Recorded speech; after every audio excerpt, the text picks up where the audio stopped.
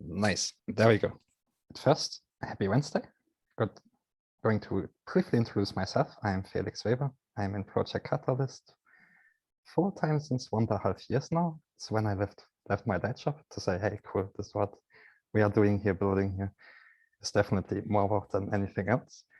So I went inside, and then I was the toolmakers and maintainers representative in the Catalyst Circle version 1, which took place somehow summer 2021, and now helping the Cardano Foundation to figure out, okay, how they can be more involved, better involved with Project Catalyst and everything.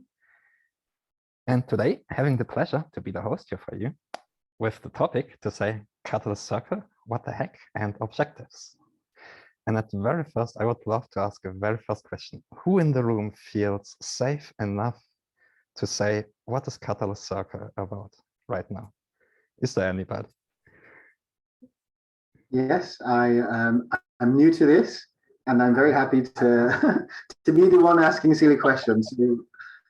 So I can ask, what is Catalyst Circle? Okay, but is there somebody who feels comfortable enough to explain what is Catalyst Circle? I came to this room just to get that question answered, like to know the same thing, because I have no idea. Okay. And Abraham, I saw that you had your hands up for a second. Oh, just off the cuff, I'd just say it's a support and onboarding branch of this ecosystem. I think you realized the need that for education, I suppose. That's how I view it, at least. That's interesting. Clint. Is it like a human sensor array?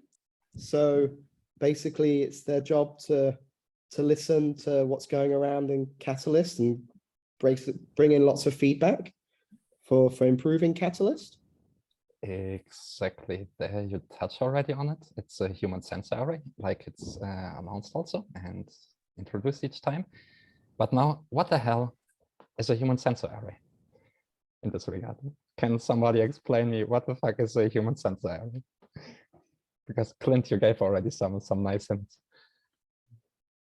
You're both ambassadors and liaisons, meaning you have an official enough, I suppose, responsibility to listen to the concerns of the people and communicate them up higher or bi-directional.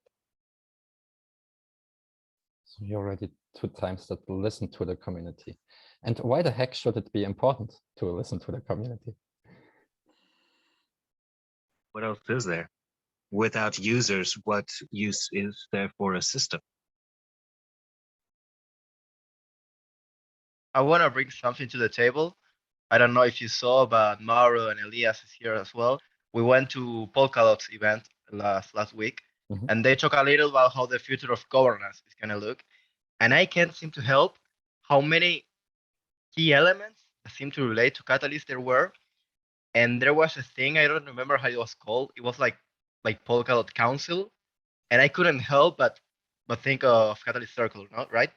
And one of the goals they have, I don't know if Elias here can correct me if I'm wrong. Yeah. Well, one of the things or the jobs they had is they provided like a sort of reputation system or like a leaderboard system, and that way they provide the infrastructure or at least the reputation part of the community, where they say, okay, these people is highly more qualified, or at least should be more qualified to talk about these topics, and that people, the more qualified or more reputation they had, they had like a higher voice, the voting system. So maybe I don't know. I'm not saying this is how it's supposed to be. Okay, Elias, you can go on. Okay. But yeah, It's kind of like for each change that they want to make, each change is going to have different passing condition. Let's say, for example, if something analogous to Catalyst would be like, okay, if I'm asking for less funds, I would need less votes to get my proposal funded, for example.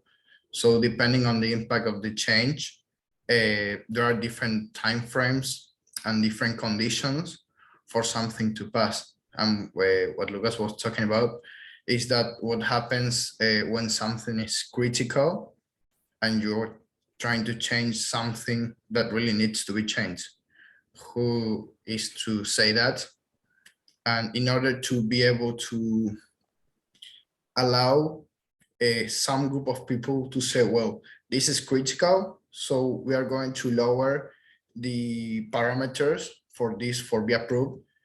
The community still has to vote on that, but the proposal is going to pass in less time and way faster. And this group of people is going to whitelist changes that are urgent for that translate. Yeah, what Gavin said. Zoe, you have your hands up. Yeah, so about Circle, I as I understood it, it's not a decision-making body. It's just to as they say in the slide always, prioritize problems. And as I understood it, it's like the community obviously functions as a community and stuff, and then some problems arise, and the goal with Circle is that these problems actually have a place where they get discussed and not directly solved, but just discussed as the problem as it is. Yeah, that's my understanding. Exactly. And just from what you said, and Elias, Lucas, what you mentioned, there we have a little bit the perfect, let's say, blueprint of what is actually the state right now. We have the catalyst circle. The catalyst circle is defined as a human sensor array. Means it has actually nothing more to do than to sense problems, right? Than to sense concerns or visions, doubts, whatever the community has to represent or has to present. And the problem is that from the community side, there's this really loud voice that says, but wait, we do not want a body who's only being a sensor. What are they actually doing once they censored something? Because they want to have them, for example, Elias, like you mentioned, or Lucas, much more in a functional position, where we know, oh, okay, those people are on one side able to listen and to gather feedback from the community about important topics from important stakeholder groups within the ecosystem, but they also should be able somehow to make a certain decision. The problem is there isn't any, let's say, real draft yet out there, and also not really a definition for the future of what does the community wants the circle to become. And this conversation is really mainly about this, to say, oh, okay, what can we say from the catalyst circle for now? And what do we envision for the catalyst circle for the next steps? Because since the very first version of the circle in last summer, there hasn't been any updates on the, let's say, function or on the general shape about the catalyst circle. It mainly repeated, and we saw, oh, okay, we're coming into an impasse. It's not really working there. What should it be then? If it's not only a human sensor array.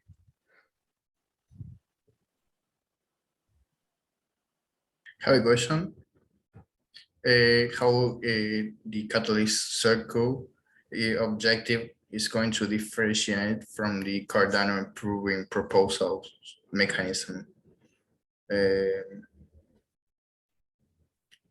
Because from what I understand, I got it when Zoe, sorry if I misspelled that, I think it's Zoe, said that it's like for seeing problems. I get it that it's something different, but I'd really like to know if it's analogous of if I'm getting it wrong.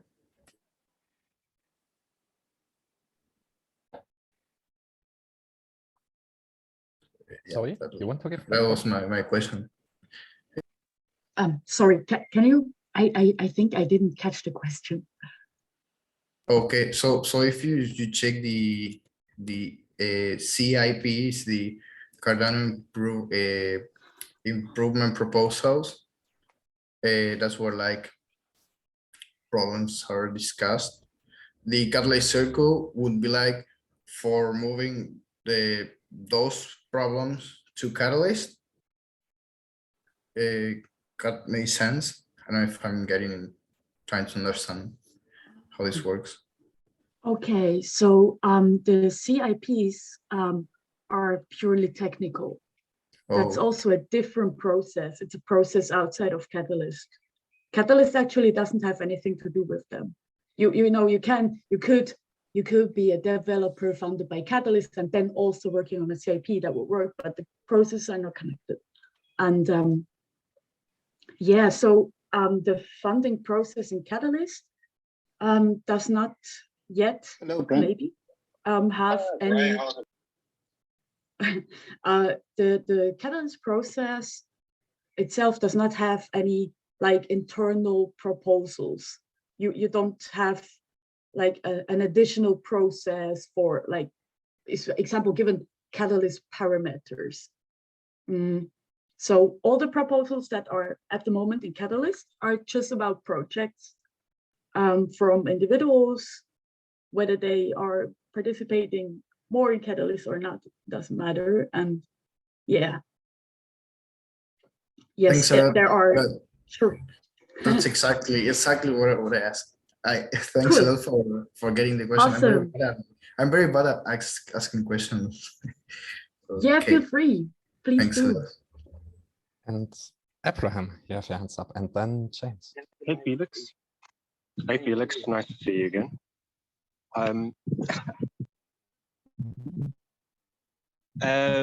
Okay, so hear me out.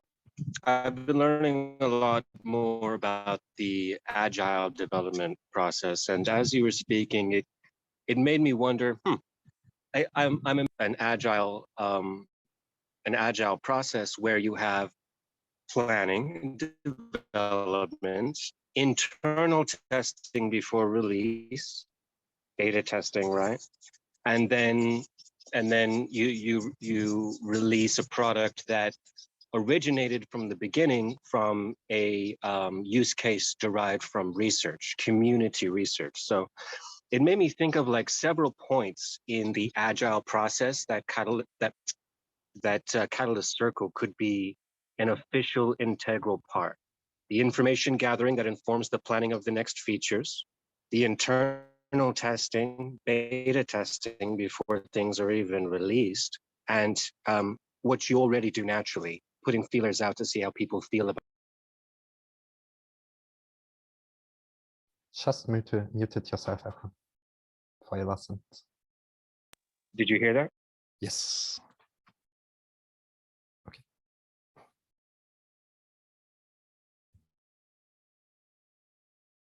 What do you think? Like, how official of a role do you play in Cardano development? And I don't know, that would make me feel more empowered, or at least understand what the circle does.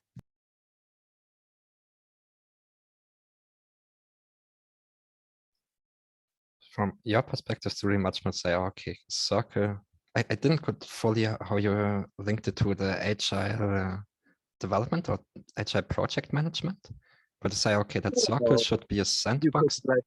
Let's say for the planning process, while you're still building use case diagrams, top level diagrams for what you may want to do next, that would be the perfect chance for Catalyst Circle members to get some feedback on that.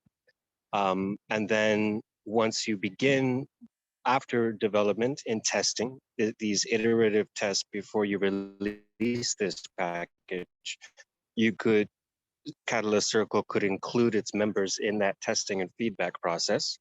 And then as you launch the next feature, perhaps it would be the Circle's objective to make sure all members know and have the opportunity to give feedback on what was. Well, I think the baseline question you start before you even engage a process like that is, do we engage a process like that? Right? Like, what's the purpose? We have to define the purpose. If the purpose is just to talk about problems with no intent or path to solving them, then that's not a good. It'd be a step towards truer decentralization.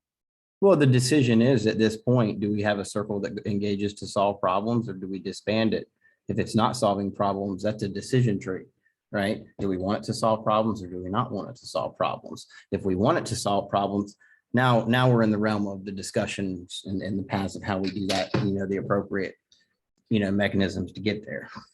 I would argue technically problems are only identified as coming from the consumer. So there would still have to be some sort of cyclical community input. For what good is any tool if the consumer is not considered? Well, I get what you're saying, but I'm just saying, as far as we're talking about a governing body that solves problems. Yeah, problems are consumer brought to a commercial entity where the problems are usually addressed out there. We're talking about a governing body that's sensing problems, and how does that translate into something relevant to where we're directing treasury funds? What's the purpose of the catalyst circle? I think we've got to really get a good solid, what is it? What's the purpose? What is it here for? And then we can move on the path to empowering it. What I see is really, Abram very much agreed that there might be some agile methods which definitely could be maybe implemented, and to have the circle like a testing ground. But also Certainly. very agree to Kyle, because yeah, if you have a process, if you have whatever set up, then it only makes sense if you know why you set it up, right? So if you would introduce whatever methodology or whatnot, at first, yeah, we have to define, okay, what are they actually doing, right? Because also we have to mention it's a funded proposal and we spend community funds. And when we spend community funds, we want to say, hey, they are effectively spent, they are not wasted, right? Well, yeah, you want a purpose. You want a purpose and a path, and that's all. And then if it's well defined, then we can begin picking apart what it does and how to get it funded. And what does it mean for Cardano and the realm to do this? Is it something that's critical where IOG is going to hand off some governance and it needs to maintain a part of that, or their community does?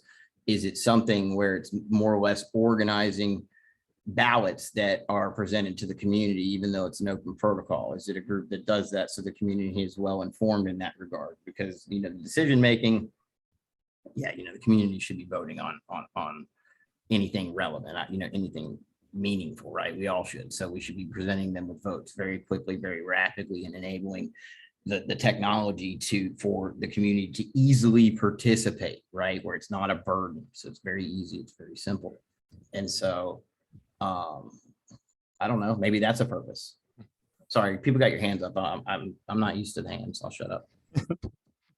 Thanks a lot. And James, and after James, Curtis. Yeah, now, firstly, I want to say, I think a lot of people complain about the circle, but there's a lot of good work being done. People work, putting themselves out, working really hard. And I don't think a lot of people understand how much effort goes into keeping the thing going. The job that's being done, I think, is really necessary. But again, it's the question of how do we move on from sensing problems to implementing? And actually, something that Carl was saying, I think actually really makes sense. That I think a strong role for Catalyst, for Circle, should be sensing the problems, but then putting out ballots so that the community can vote. But also, I kind of think, I know there's been different people talking to what the sub-circles. I think the circle itself should be bigger because you end up with too much power in individuals' hands, whether it's someone doing a good job or someone doing a bad job. That doesn't really matter. But if it was a broader scope of people within each section of the circle, then you've got more backup and more people understanding the circle, and then the feedback and community can be shared by a broader group of people. But really, moving forward, it's that implementation that's needed, because that's the sticking point at the moment. Is we can understand where there's problems, but it's how to move through things and improve the systems. But that's my my perspective on it, I think the circle should have more members, and perhaps even, you know, for critical or things that are perceived by the community to be critical, even if it was a case of it's posted on, you know, the different, you know, whether it's Telegram or Discord, that on after town hall, this area of the circle have a suggestion that needs some community feedback, and anybody that turns up to the after town hall can then vote to implement a suggestion. As long as enough people know it's happening, then it can still keep a really distributed field of vision on a problem, so then implementation for things that need quick action can be pushed through. Thanks, James. Curtis.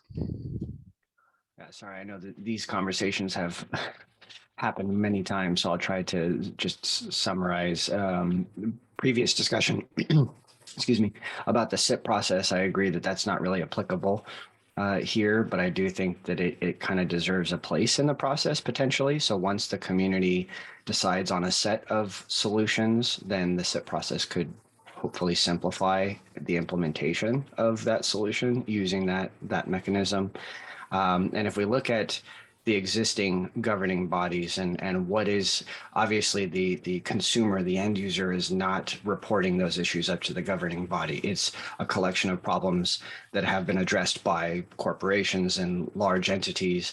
If we halfway adopt that model and say, okay, projects existing and operating on Cardano have an avenue to present any current issues, whether with the development or the community or the governance of Cardano, giving them the ability to report those issues, and then having the community themselves address those issues through means of Circle, I think would be beneficial. Because what is the first problem that we seem to be approaching, in my opinion, is how do we define the problems? How do we discover these problems? And if we just leave it open to the entire community to say, describe in 2 words or 2 sentences what your issue is, that's a very difficult task. But if you go to the people who have hands on deck, the project runners, the ones that are building on Cardano, and have them address their issues, and then allowing the community to throw their 2 cents in, might be beneficial.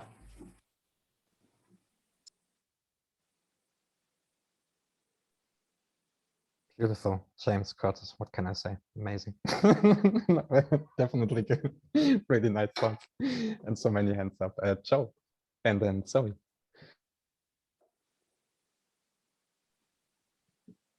Kia ora. Great to have this discussion. Thanks for hosting Objectives, Felix, because yeah, without a purpose, everything else, the other 2 rooms are kind of a little bit redundant. I really get a little bit concerned when the circle and voting kind of come into the same conversation. Because the function of the circle is probably one of the reasons that I'm involved in Project Catalyst. So I'll give you an analogy of our local democracy here in the little town that I'm in New Zealand. There is a period just before voting for our local council where you get a chance to speak to the councillors. Right, and there's X number of slots open, and if you're lucky, you get one of those, and you get to speak to the councillors, and that's it, you know. And then a little bit after the voting, that's it, and they're in. And then every time you want to actually make your voice heard, you've got to try and squeeze into an existing agenda that everybody else has got, and try and make your point or your problem that you have heard.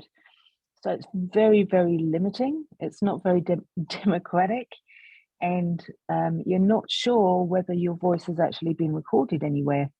and whether your opinion has actually figured into the decision making of anybody, if it is even voted, right?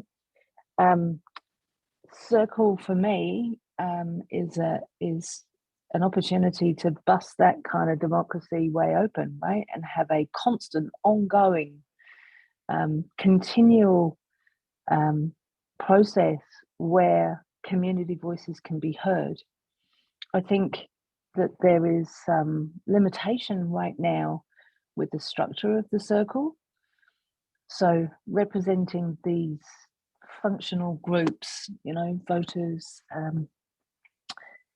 tool makers, funded proposers, yeah, they form communities, and they come together as communities for, you know, in certain circumstances and in certain conversations. But there are lots of other communities as well whose voices and problems are not being heard. Nori made a suggestion at a previous, I can't remember whether it was Pacific Town Hall or whether it was another conversation, maybe a circle conversation that I listened to on YouTube, where he suggested that any community that forms, for instance, let me give you a suggestion, the Eastern Town Hall, there is a community there who have a very specific set of challenges at the moment around Project Catalyst, in that they are all in the Eastern Hemisphere. So time slots don't work for them, languages don't work for them. How do they make their voices heard? How does the human sensor array hear those humans? That's the opportunity, I think, of Project Catalyst, is actually maintaining the decentralized central theme of decentralization by actually hearing what's happening at the edges of our amazing community. How that then turns into problems, how that then turns into changes that are voted on, are separate questions for me. There you go, that's my little rant. Thanks for your insights, Joe. And Zoe might most likely also directly add to this, as I know. Yeah, awesome insights, especially the last one from Joe. I really loved that. It's for me, I also really like that many of you now talk really about voting. And that's something I missed terribly from Circle. So I like to think in first principles, especially for stuff that already exists, but you don't know how to improve it because you're stuck. And what I see with Circle is that there is this, we want to decentralize everything, and Circle should not be something that leads to centralization, but it can be a central point. And that's very, very different, because you can also decentralize a central point. And what I then feel like is that the communication becomes absolutely crucial, because it is purely about communication. And for what I now think, for what I would like to see in future Circle, is that it still is not a decision-making body. It's still this prioritizing problems, sensing stuff, but it has more tools to actually reach out to people and to let people reach out to them. That this becomes this communication path.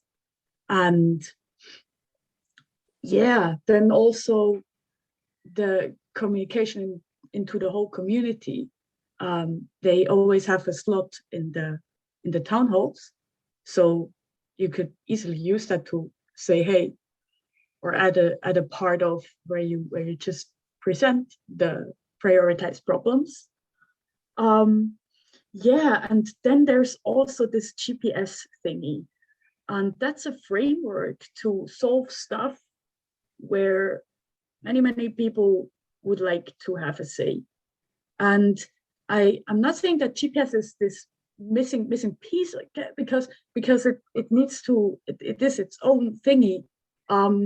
But through something like GPS, which would mean that a person decides, hey, I want to tackle this problem, and then tries to really gather as much opinions as possible, and then comes up with some solutions, and that then, and this is my idea for future circles, that people who have gathered many opinions and talked about it and held conversations and stuff, that they have the possibility to propose solutions.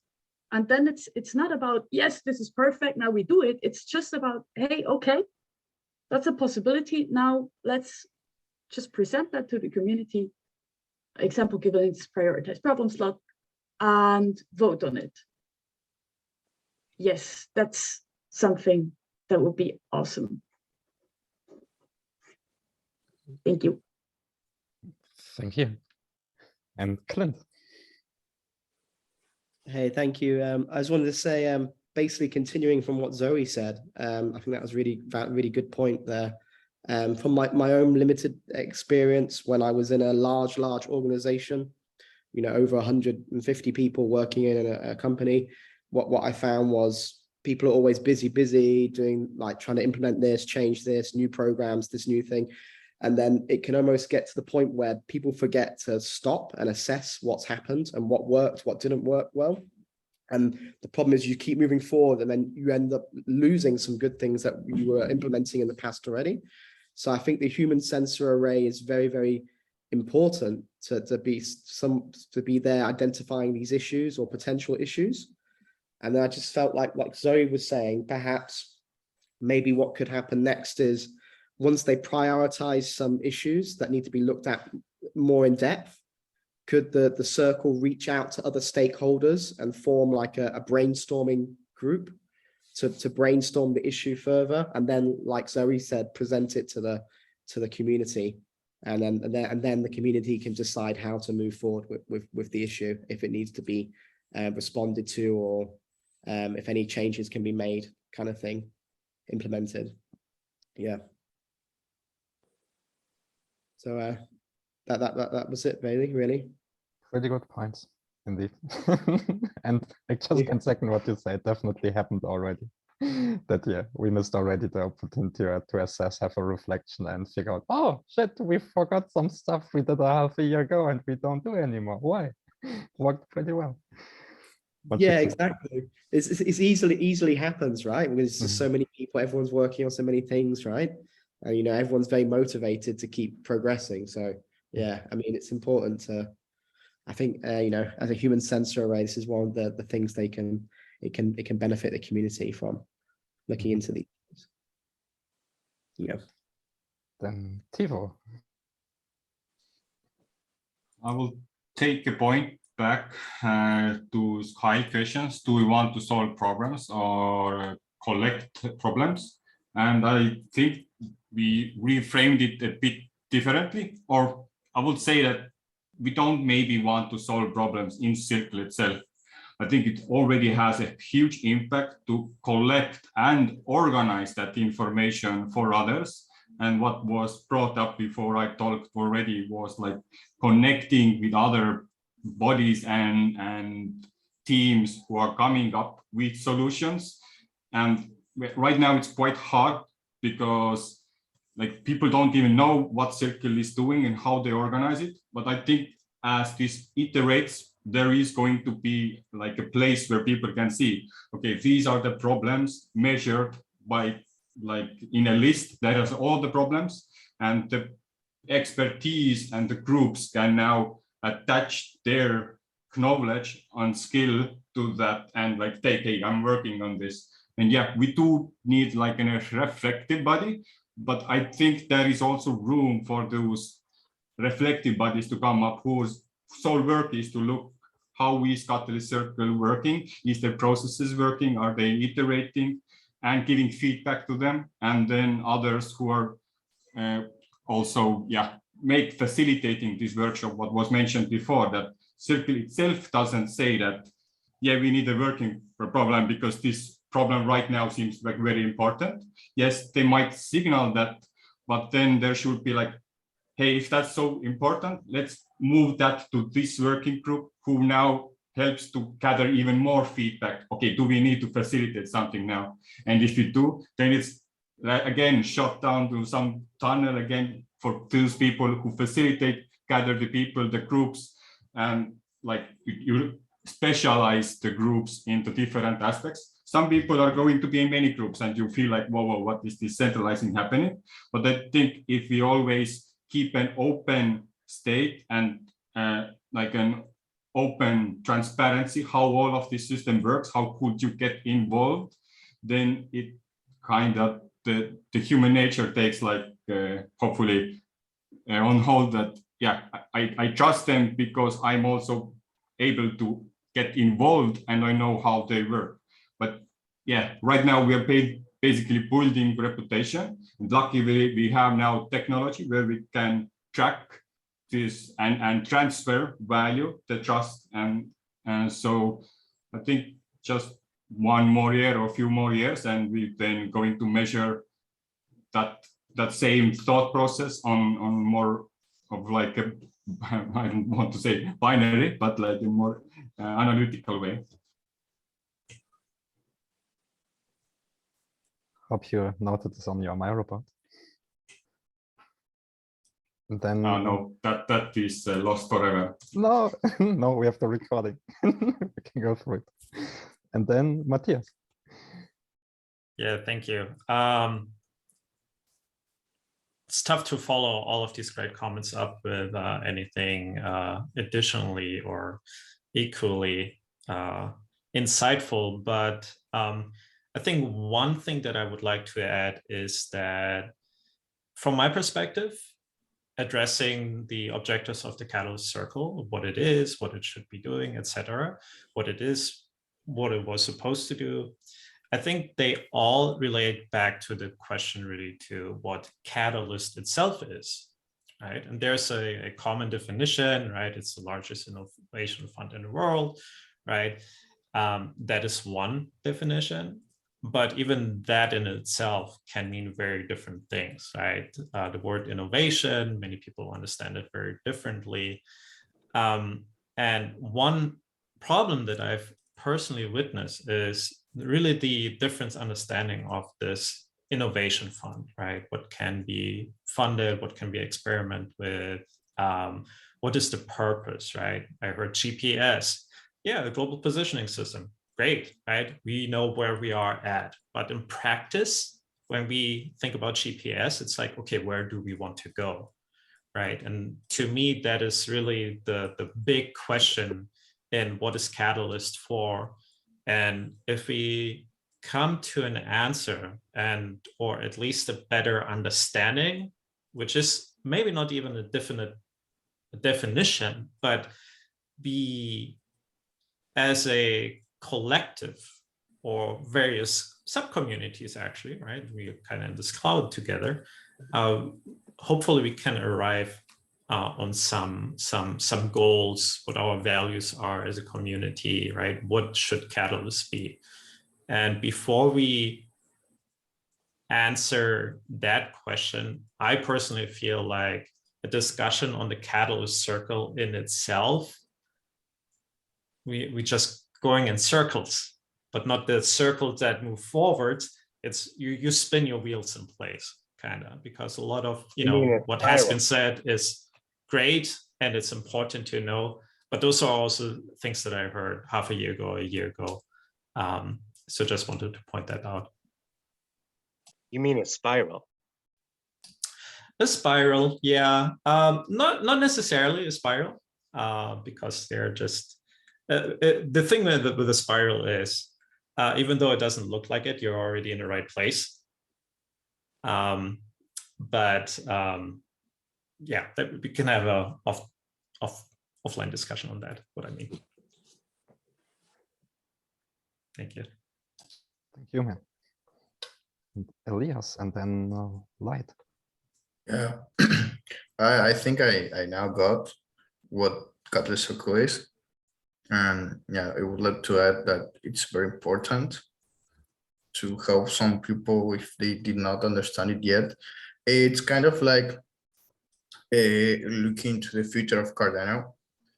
Right now, it may not seem as the most useful thing because we all know, and correct me if I'm wrong, because I don't know exactly how it works, but right now IOG and IOGK write Cardano's code, and if something happens, as of right now, the development of Cardano is centralized, and they can change things. But looking to the future, that's not going to be the case.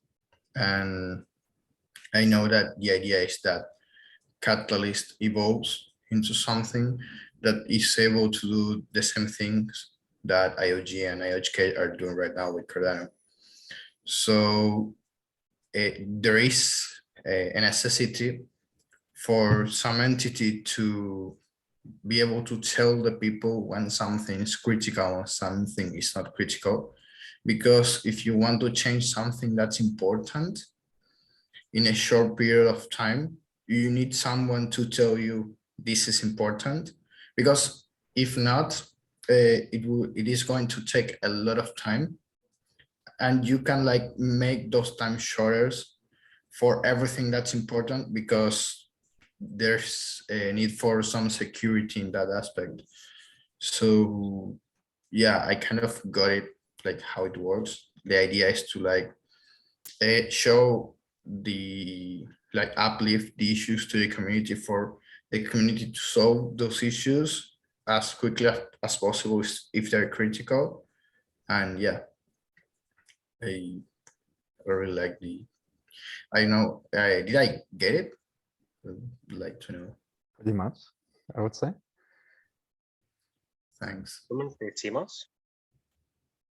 And one short reflection on this conversation already after, not fully an hour, but to say, all right, there aren't any strong positions yet to say, why shouldn't there be a Catalyst circle? From right now, what I see is, okay, everybody seems kind of agree and says, okay, it's important, even by not knowing what it exactly is.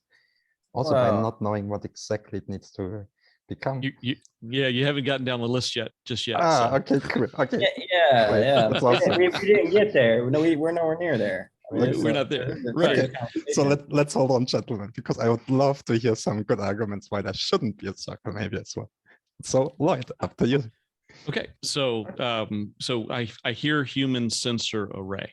I hear that. I hear that statement made. What is a sensor? What is a sensor? A sensor is a piece of electronics normally, or mechanical, that takes a reading. It takes a measurable reading. It's a reading that can be repeated, and the change in that reading over time is actual useful data. So Catalyst Circle is searching for a scope, is ultimately what I'm hearing and what I'm seeing. I don't yet hear a scope where Catalyst Circle makes sense. To Matthias's point just moments ago, he was talking about Catalyst, not Catalyst Circle. Catalyst has its own methods. It has its own, we have things that happen in Catalyst, and those things that happen in Catalyst, Circle does not actually affect. Circle's purpose, from what I'm hearing, is to detect problems. But where is it detecting the problems from? I don't yet hear a scope where the audience is measurable. And that's what I'm here listening and seeking out. I also wrote down knowledge retention. I've heard here that what a sensor does is record data, but something else then has to read that data and make sense of it.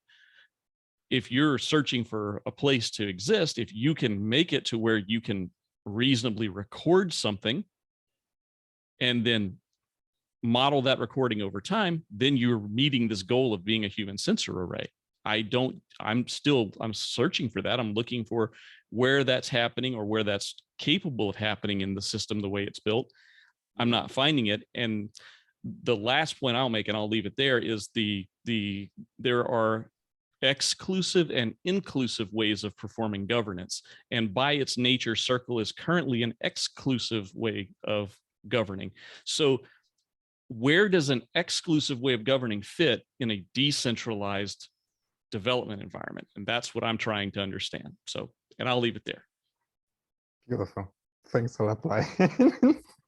And yeah, definitely second that, because yeah, even if being a part of the circle and very close to it since the beginning, I have very much skeptics and say, wait, is this actually something we really need? When that's only a sensor, who the fuck needs to vote on a sensor? Why are there elections when it's just a sensor? I mean, this makes no sense, for example. But let's move on in the chain. Abraham, and then Ken. Okay. I'm just going to put it out there. What if Catalyst was codified into a CIP? Charles was always saying, don't be wishy-washy. If you truly understand something, you should be able to explain it accurately. So why can't the entire process of how Catalyst is ran each time be a CIP? And then why can't Catalyst Circle play host to the garnering of attention and the gathering of activity for a CIP that would introduce a slightly new way of doing things fund to fund? I think the way that Catalyst Circle operates needs to be a CIP as well. I don't know. I think fund to fund iteration is too bad when you do, and I deal with problems every day. And so when they come in, they've got to be assessed for urgency, right? Categorized, prioritized, and anything fund to fund that's SIP iterative, the process is too long. We'd have to be running, if we're going to do a SIP iterative fund, we'd have to be running many fund cycles ahead. Well, then maybe we need to slow down, because I'm not the only one with a lot of opinions about things that need to be urgently removed or urgently added to the process. And I don't feel like I have agency in it. Yeah, no, I mean, I think we need to learn as much as we can, break as much shit as we can, as quick as we can. We're going to go through another bear market. Great opportunity. We're getting up to a giant disparity between the amount of money we're talking about. Oh, I get it. The way that the system can be manipulated. Oh, I get it. Oh, this is totally another conversation. I get it. I have ideas that might be right or wrong about how that can be improved, but I don't feel like I have an official agency in this process. Oh, you're here. You got agency. You're here, and you hold ADA. So Kyle Abram. Hey, Kyle, can you invite Abram to one of your space places? Yeah, that's exactly what I'm doing. This is totally another conversation, man. This is. But I will definitely watch through the recording. Indeed, he's trying to get me going, isn't he? Just kidding. But yeah, I agree with you. Ken, please go for it. I was just thinking about maybe a more abstract or generalized definition of a circle. So like basically you have a boundary layer between the more general perspective and a group of different, more specialized perspectives. So you've got different members of the circle that come from different sub-communities in Catalyst or whatever. And then they're basically, you might be able to think of it like a message boundary. So you're trying to organize messages from a more specific groups to a more general group.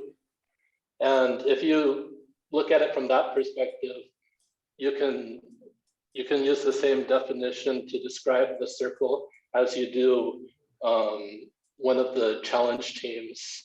Or it's possible you could even use the same type of process and apply it to proposal assessment. Like I'm not sure exactly how that would look, but but the ability to take something that's like you have more information than people can metabolize among the different groups that you're looking at, but you want to be able to move it up. I apologize. I apologize to everybody. I'm being a dick. I'm sorry. I'm sorry. Yeah, it's fine. That's basically what I wanted to say. So like just being able to metabolize the information, put it in a form that's easy to consume for a more general audience. And like if you're looking beyond where IOG is the centralized group, this is something that you'll need across different groups, like in the distributed system of all the different things that are happening in Cardano, like some way to metabolize the information so that people can get to what they want to know about, or what they need to know about in order to change their perspective or the direction they're going and the project they're working on. And it's just an idea of a more generalized view of that.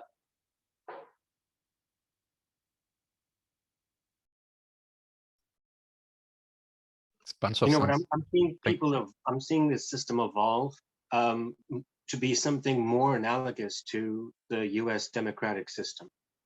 The way that I've seen Catalyst and Catalyst Circle, Cardano in general, move towards is some sort of like primordial Senate and Congress, and with, I'll make one analogy, the D-reps to state representatives, because maybe individuals can't be trusted to do what's best for the system. People are comfortable with what they know. So, I mean, we can offset that with not having a shitty UX, right? yes. Yes, we can. Yes. Marcus, and then sorry. Yeah, I mean, if this whole thing is a experiment, which is pointed out every time we have a town hall, then in my view, a circle member should be the catalyst of the catalyst. So that means, like, for me, from my perspective, I'm a builder, and I participate in Catalyst since F7, and slowly growing into it. But I don't have the time to allocate 100% of my time to Catalyst and to understand everything. So especially when I was writing the proposal, some of my questions then probably might seem either distracted or maybe even dumb for some veterans, or annoying, right? But that's not the purpose of the questions. The purpose of an entrepreneur or a builder is, when we ask questions, we need to get the output as quick as possible without reading through all the docs, because that's what the community is there for. And what I experienced, like more than one time, is that even when I addressed a circle member directly, I didn't get an answer, right? Just they didn't get a fuck, right? And that's just not good. That's not okay, right? So and in that way you're excluding people, right? What do you mean, like a member of the community or a member of like a organization, or? Sorry, everyone. Sorry. Everyone. Yeah. I didn't get. If you don't. Oh, sorry.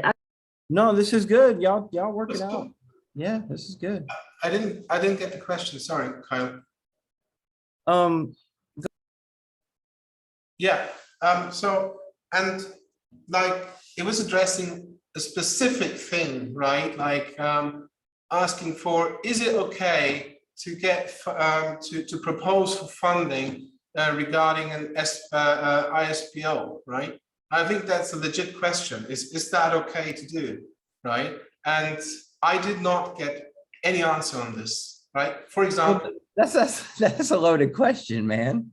Huh? That's a loaded question. Like I, Oh, that's one of the questions, right? There's certain types of not. what'd you say? I don't know if a lot of people would know the answer to that. Like in what context? then Is it just okay to say do an it, right? ISPO and go for catalyst funds? Yeah, but then just be said, right? Like, I don't know. But instead of nothing, this is like, okay. Well, people are shy, you know, people are, everyone's observing, you know, I don't know. Where did you ask the question? I addressed it in a first into the open, and then I asked 2 circle members, right? And I didn't get an answer on that. Right? I don't know what open is. Okay. In the DM. So I tried, and I didn't get an answer. That's not cool, what I think, right? And if I ask a question, it's not to annoy, it's just to try to understand. And yes, for I understand that some of those questions might be repetitive for veterans, but they're new for newcomers. Well, that one's probably new for them too. Right? Doesn't matter how often. This is the UX discussion all over again. Which we'll have to take it a different direction, but it is definitely a user experience question. You know, who's supposed to answer this question for the newcomer? Now, that is not a question for today, but I totally get where you're coming from, Marcus. That is a question in general. This is the type of shit we need to be funding, right? This is a problem. Okay, somebody who can just say on the server, this is somebody's job, right? Did anybody put in a proposal to help new people out? Where are you? You know? There's a whole challenge setting that went in that didn't make it last round, and we're trying again this round, so we'll see. Yeah, user onboarding is a huge issue too, and that's okay. Sorry. Yeah, but what I want to say with that is, if you're a circle member and you don't have the time to answer, then point the guy who's questioning into some direction. There's no way that should allow you from an ethical point to disregard a question.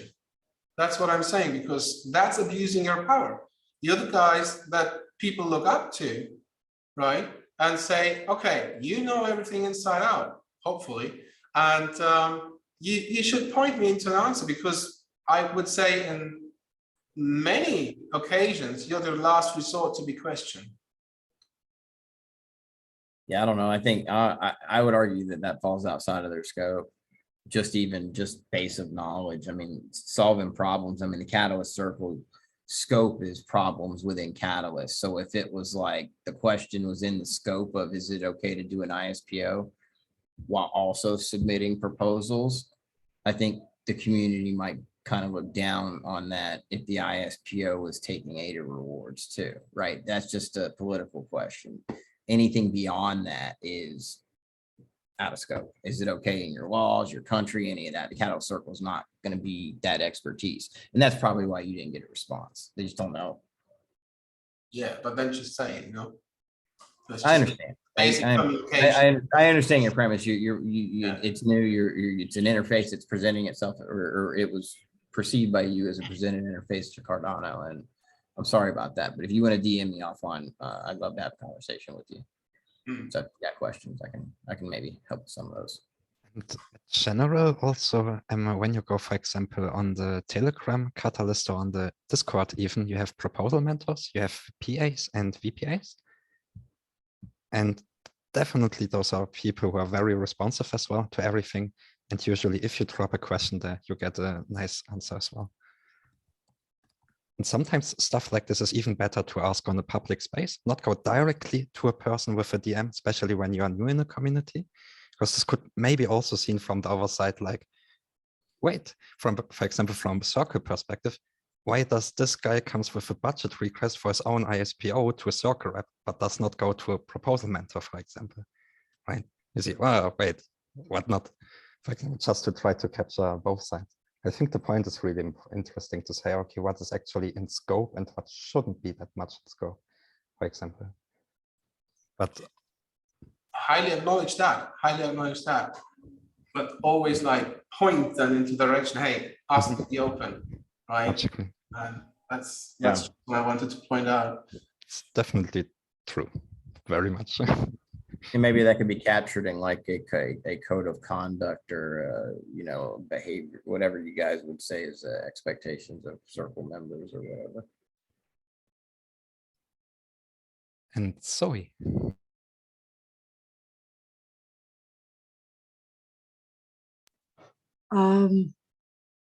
Yeah, Kyle, if you want to go ahead, you can do so. Just because you were so involved before. Far away, far away. Okay. Yeah, so well, you very much touched with the last discussion on some basic problems of Catalyst, like communication distribution, information distribution and communication and stuff. I mean, what the hell? I totally think that nobody should consider full-time being in Catalyst just to propose their project. It's just not okay. And it's also not really meaningful, to be honest. Yeah, so I also had this thought that maybe the Catalyst Circle shouldn't be a totally human organization thingy. You could totally install this prioritized problem board for having it open and stuff. So people can just go into it like a mailbox or something, and circle reps then manage that and stuff. And still have conversations, of course. They're still humans, and you can use resources that humans have, like thinking. But I think that there also should be a non-human element, exactly because the circle reps cannot be everywhere, and there's also the sub-circle thingy and stuff. But yeah, that was my thought when Lloyd, sorry, talked about I can't remember the term.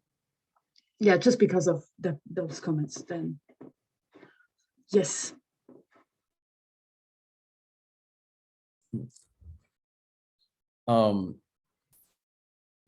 You know, like subcircles are interesting. The idea that any subcircle could form, and you know, but small groups, boards, governing bodies, whatever you want to call it, they're much more agile, they're much more efficient. So maybe this idea of circles being elected to a primary circle, expanding that, I wouldn't do it more than 7, but 5 is, I mean, it's 7 now, right? 5 is operational. 5's a good speed. But what problems, what like kind of problems has like major problems has the Catalyst Circle perceived that it felt friction and frustration not being able to act on? What types of problems were those? What's the scope of them? What are the major ones?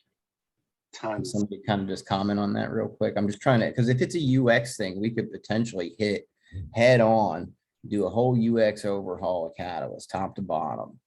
One thing what is, I think, a little bit frustrating from community side for Circle, since Circle version 1, there was the thing to say, hey, IdeaScale API access to the community, and was addressed since there, but never really got worked on. And this was, and it still is, a really important topic, right? And where we see Circle actually is not really in the position to push for something important, because there aren't any processes in place, and then yeah, the thing just turns around and around. Okay, so they're either not doing that to protect their contract, or I mean, whatever. And so we need an open source proposal submission system. So I mean, these are things that this is the type of gap analysis stuff that we need. Is this where we need to go? I mean, the UX for IdeaScale isn't ideal. It's not horrible, but I mean, the whole clap thing and everything that's going, it's kind of weird. Right? Let's be honest, it's pretty shitty. Yeah. I could easily rattle off. So we need to build some shit, guys. So okay, this is obvious. Let's put some funding aside and let's fix this shit. And so we've got an opportunity to do this right. Can we do a dope mobile app where people can be like, they ain't got to keep re-registering. You got your wallet. I've got a fucking token or whatever it may be, an NFT or however we do it. Let's figure it out. Let's get some smart guys in the room and architect it and figure out what we need, and let's do it. Because if voters can vote for themselves very easily, DREPs may or may not be too big of a problem. You know, it's like, okay, in some cases I would delegate to a DREP for certain categories, but maybe there's certain categories I'd want to. But you got to think about the whole user experience of somebody participating in Cardano. What's the experience of somebody coming to this ecosystem from start to finish, right? One gentleman who just spoke before me, he had a bad experience because his first point of contact, which was presenting itself to be, you know, and I get it, man. I get more DMs and I understand where everybody's coming from. You don't necessarily respond to people. You don't know if you can't hit it right away. It's heavy, and that's no blame on anybody. But how do we? This is the UX, and if we get the UX right, this is another part of competitive advantage against other chains. And so we have the dopest advantage in regards to a funding mechanism. And so how can we, you know, just present it the right way? And that's friction. You know, I say everyone I talk to has problems with the experience and in their engagement. How do they vote? And it's complicated. Today's town hall is dope. It was so awesome that everybody, it was quick, it was short to the point, it wasn't meaty, but I do agree that you know, frequently once a month, maybe even once a week on whatever day is an intro to Catalyst, and maybe you get 12 people in there, but it's an intimate thing, but it needs to happen. So who does that? There's money there, but we need to perform proper gap analysis. And this is where we get a lot of friction from, you know, guys who on the commercial side who are out here building things and you know, versus guys working to startups to try and catch the commercial hook so you can survive on the commercial side. But that should be ultimate goal if we're building companies, is get to a point where it's revenue and that kind of stuff. And so maybe we need to have discussions there where we can talk to each other, because there's some things we can do, and there's lessons to be learned, and you know, I think dialogue in that regard may be beneficial. So I'd like to see, you know, people bridging those gaps too, but it's time. Time is so sacred and we don't have enough of it to give around. So how can we optimize that? And so I'll shut up now, but thanks everybody. Thanks to you. I could rattle off a handful of things that about how Catalyst run. Just Abraham. Just you know, we have the people in line who raise their hand and would love to respect them. Appreciate everyone's time, but let's give each other the time as well to say what we have to say. And Elias, please. Thanks. Yeah, I would like to say, like, coming from not knowing a lot from Catalyst, also like Kyle just said everything that needs to be changed. Like, as a Catalyst voter user, it was like a mess for me to know how to vote. Like I think someone that wants to vote right now has to be very committed to do it, because there are lots of roadblocks for someone to vote. And I think looking at it as a funnel, you're losing people along the way and making it that less people vote. So I was about to answer the question Felix made earlier, why the SQL should not exist. And I would say that it shouldn't, but in a very specific case scenario. I was saying in the chats that we often think that centralization is purely good, bad, evil, like something like that, and decentralization is completely like good. And I do think that it's more of a spectrum. Like, I do know that most of the problems that Cardano is trying to solve right now are problems that were brought by centralization. And I think the answer the Circle is trying to get, from my perspective, is like, well, how do we put a centralized aspect on a decentralized system without centralizing the whole system? Because if you're not careful determining where the power of the circle stops, or where does it begin, what points who are going to be in the circle, how does it work, you run the risk of ending up in the same system that you're trying to change. Like Cardano as a whole could end up becoming the same thing it's trying to destroy, kind of like, yeah.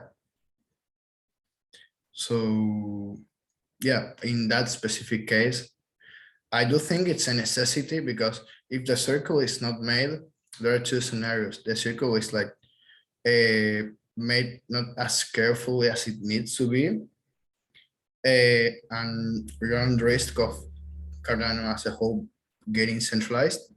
And if you do not make the circle at all, you run the risk of making a system that is not sustainable. And it is going to be centralized, because right now it actually is, at least on the development side. So yeah, that's what I wanted to say. Thanks again. And Mike, and then Emmanuel. Just maybe when I add one note to what you said, I think when you say, oh, okay, somehow bring a central aspect, I think Zoe touched on it before already, but without decentralizing things, I think there could and should maybe definitely be a conversation about the subcircles. Kai just touched on it as well, because if you want to avoid one center, just build a bunch of them, right? So from my perspective, the easiest way to go in this regard. Just make sure, oh, okay, the design just make more circles. Exactly, but be careful that the design and the framework fits, and the circles, they are actually able to coexist in an effective way. Yeah, the issue would also be like how many circles you make, for example. Like, because if you made like a lot of circles, you would end up in the same place where you started, as if there were no circles at all.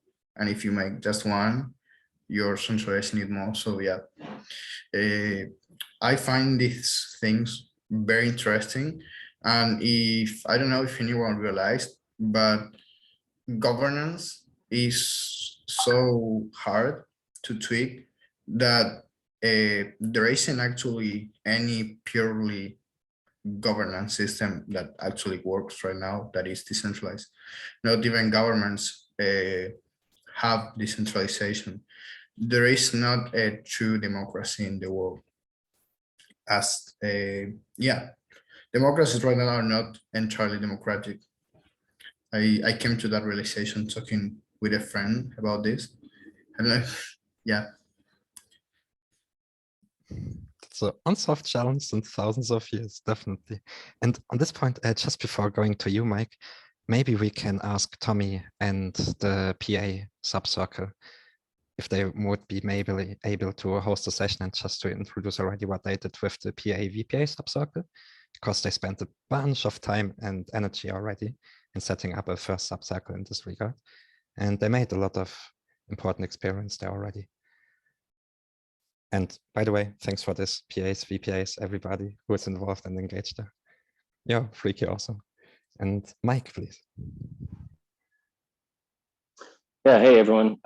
I don't have too much to add because I'm still fairly new to all this and still kind of learning and taking it all in. But I came from the corporate world. I was in corporate kind of for about a decade, and after coming to this space for about a year now, full time, I've realized that one of the big things that's kind of missing is like, you know, when you're just doing more creative stuff, or when you don't have like a full-time job or whatever, it's you need structure. And then like people that are willing to show up and do stuff. Like if there's people that are willing to get on calls and put the time in, then to me that's a big value. So like, you know, I've seen, you know, obviously nothing's perfect, but like, you know, things may break, and I've seen people that are showing up and building and working on the systems. And I've seen a lot of improvement since like a year ago, almost, when I started. So I think that's the biggest thing, is like, what are the intentions and is it improving? And from what I've seen, it is, but it also reiterate that it does seem like there's a lot of kind of room for improvement, but that's almost like what I've seen across all blockchain, everything what we're doing in Web3. So it's pretty standard, but yeah, it's great to have these discussions and stuff. So, but I'm just trying to learn. So that's all really for me. Thanks a lot, man. And then we have Emmanuel and then Abraham. Thanks, Felix. Hi, everyone.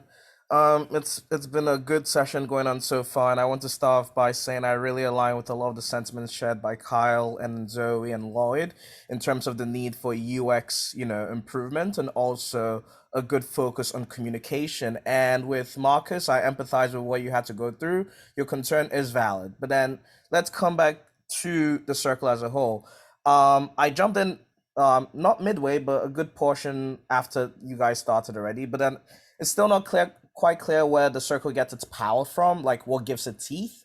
But then if we're to just put that on the side and focus on it being a human sensor array, the question is, for the sake of communication, is there some kind of topology or structure, if you will, or hierarchy, if you will, for these, for these particular people who we call circle reps? So for example, I'm looking at the foundation rep, the general ADA holder rep, the IOG rep, toolmaker rep, funded proposer, PA, and SPO reps.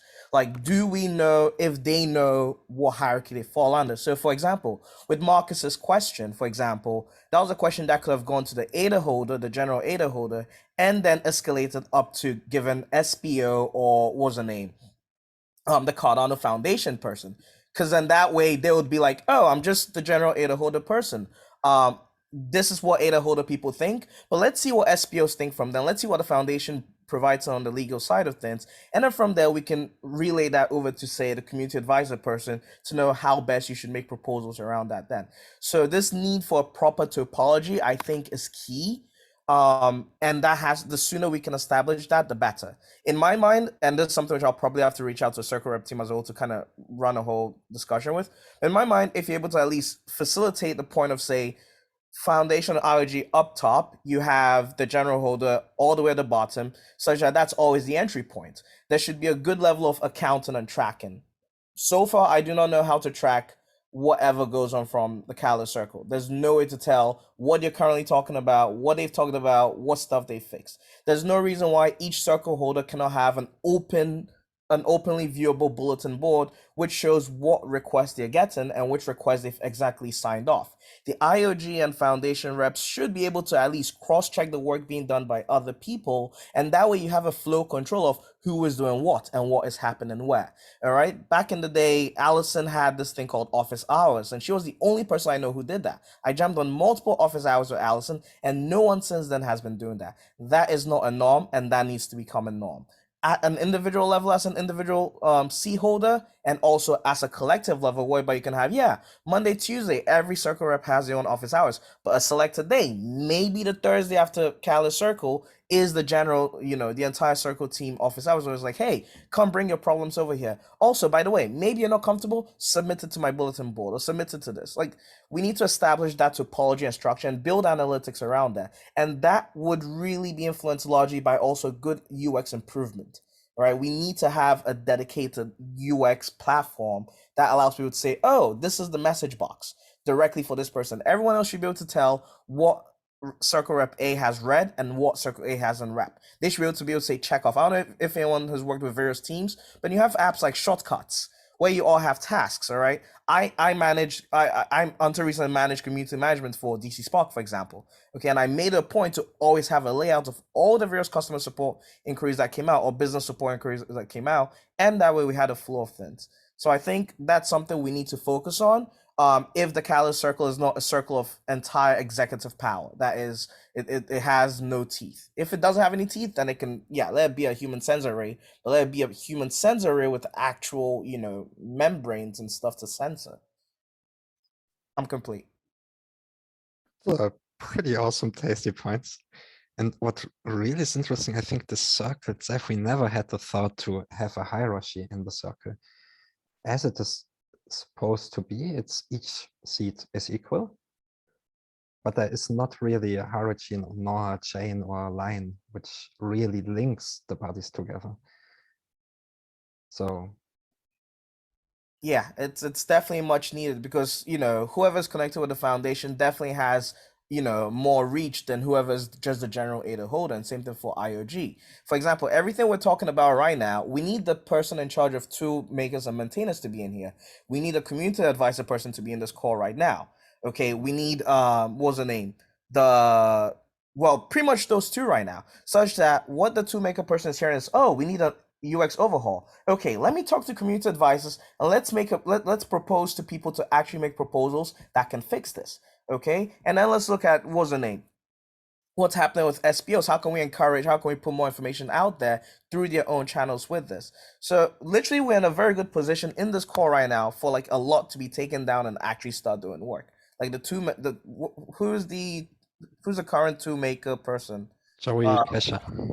Yeah, I hope Joey is in here, because then this is news for Joey to now go back and say, hey, why don't we, push for proposals that improve our UX on this end?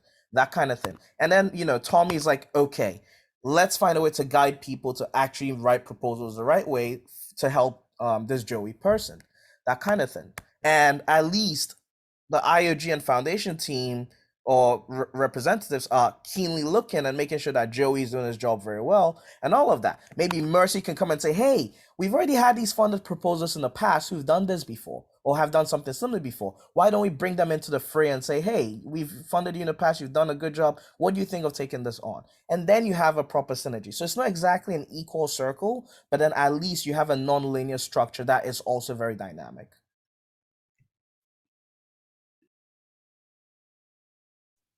I'm complete, sorry.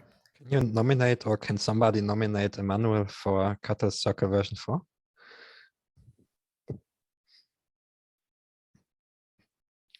But yeah, really, really good points, man. And Abraham, then Tivo. Yeah, needs to have teeth, needs to have a direct impact on how Catalyst is run.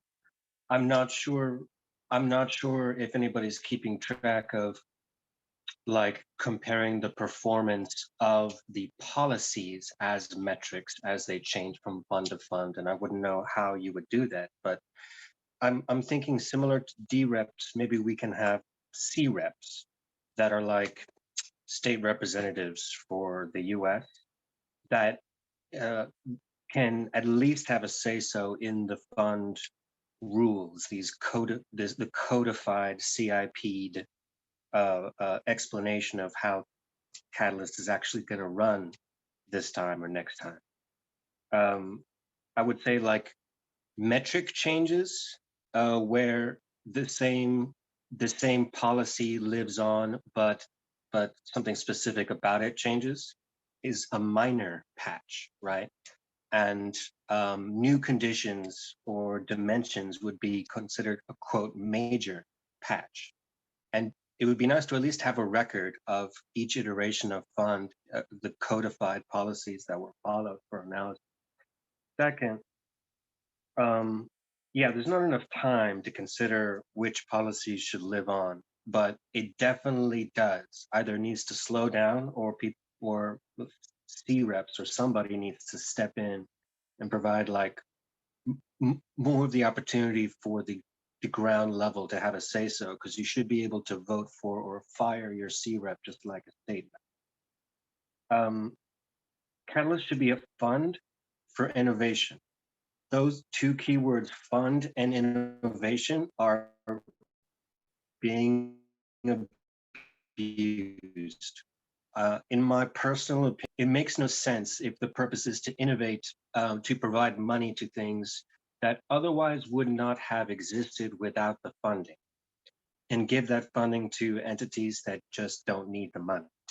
And then innovation is being abused. I'm seeing like meditation sessions and like flights to event being argued as good for Cardano. And I would say anything that even makes it to the voting stage should fit the definition of being arguably adding a lasting benefit to the full community. Lasting, full community. So no event tickets, no meditation sessions. It's got to be something innovative. And then lastly, as a side tangent, somebody's got to do something about low-income housing for proposal winners, because I don't have any paycheck stubs to give these fuckers. and I'm having a hard time finding an apartment.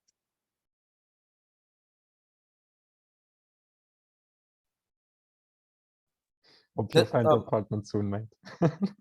Yeah, I just wanted to add in quickly, like with what Abe just added at the end, like that's a perfect something for like for the funded proposal seat person to listen and think about. It's like, hey, how we handling this stuff for our funded proposals, and then also the general ADA holder as well. Like I feel like this good feedback right there. I got 7 more days at this Airbnb. I'm seriously considering flying to Chile just for the rent and like these fucking crazy restrictions the muggles are imposing on me. Very good flight, man. And Tivo, then Zoe. Yeah. Touching on a point, what are the greatest issues? And there was brought out that we're still missing the API. And then next glance quickly is to improve the UX. And there is one thing, like, I'm a technical guy, but I don't know how to program. So the way I approach stuff is creating processes and finding these people and these expertise who to say how should it be done. So related to that, I'm actually going to post in the chat a proposal which is about creating workshop, these kinds of decentralized meetings, open meetings where we come, but turn them into focused sessions where we track very specific activities and friction points we have in Catalyst. And from that, it has more impact on creating these kinds of full-on fledged systems, because I do think we need community resource planning tools, and which are not enterprise controlled or like very like dispersed at first, and later as we build this, yeah, I would say monolithic, but you can have, if it's open source, people can take apart and say that these modules could be combined, and they propose their own solution. So I feel like it could and should be starting from actually doing a specific analysis and really like a requirement list for what we actually need, instead of just going into a Catalyst circle and like, tell me what you need today, and then coming back and iterate. Else we might end up creating solutions we don't need and waste a lot of talented time. I think especially you, Kyle, who's spending time in different networks. So yeah, so pointing that out. Also, I dropped in the Marabot link because I'm gonna stop taking notes and a bit to that. Thank you. Thanks a lot for taking the notes and the Marabot, Tivo. This is fucking valuable for later when we go through it. And Zoe, then Marcus, and then Joe. I think Zoe was before me. Exactly. Yeah. Oh, damn. Shit, where to start? So I very much hear this need that circle reps are would be present and stuff, and always catch the right problems and stuff. But that's the thing. That's the thing with humans. They can just be at one point at the same time, and it also touches into. No, but no, circle reps are kind of full-time, yeah. But it's just I feel very much that we are kind of having this circle thingy and the Catalyst thingy, and both are experiments for themselves and inside of each other. Okay, but it's like both are very much experiments, and as Matthias said in the chat, it often seems as if we're just saying it's an experiment to not take responsibility. But I also think that it's very, very, very difficult to actually take the responsibility, not because nobody wants to, but because we think, oh yeah, but others have opinions too, and shit, I would have to gather them and stuff. And instead of streamlining the communication, we just make more and more points and notes and stuff, and have meetings, and it just gets distributed more. And you could invite everyone to this Discord, and there you can talk about stuff about this and that. And they have meetings from then to then, and then there's also somewhere other where you can join and stuff. It's always, and also there's no central point where you just know where this stuff is. And it's fucking too much. It's completely too much. And I feel like every solution we come up with is a new such thing that's just something that tries to grab the problem, but it's just, yeah, some newly distributed thing. And yeah, so I would just again put this up, that there should be a non-human element. Of course, also a repetitive thing and the kind of structure and stuff. But if you have a non-human element to it, which is not like a human, where you're just at one point in time, on place, you can open up it much more. And yeah, I agree. I need you to give me at least a poll asking me how I feel about the existence of the downvote, for example. Yeah, exactly. Or should DREPs be able to downvote? I don't know. And I will never, as it is now, I will never come across some poll like this. Yeah, it's some missing stuff. There's no communication is just completely distributed, and then you get this hour-long meetings, and people say, yeah, it's transparent and you can look it up. There's a meeting. Okay. Swarm makes efforts to incentivize people for timestamping stuff. That's great. That's a great entry point to stuff. QA DAO makes documentations, and the circle meetings get notes. It's awesome, but it's not. You don't go into town hall, or let's say no, other way around. You go into town hall. You hear of circle, but you have no clue what it is. And Harry said this in the last circle meeting. Yeah, people don't know what circle is, although we say it every week. But it's just the same words over and over again. And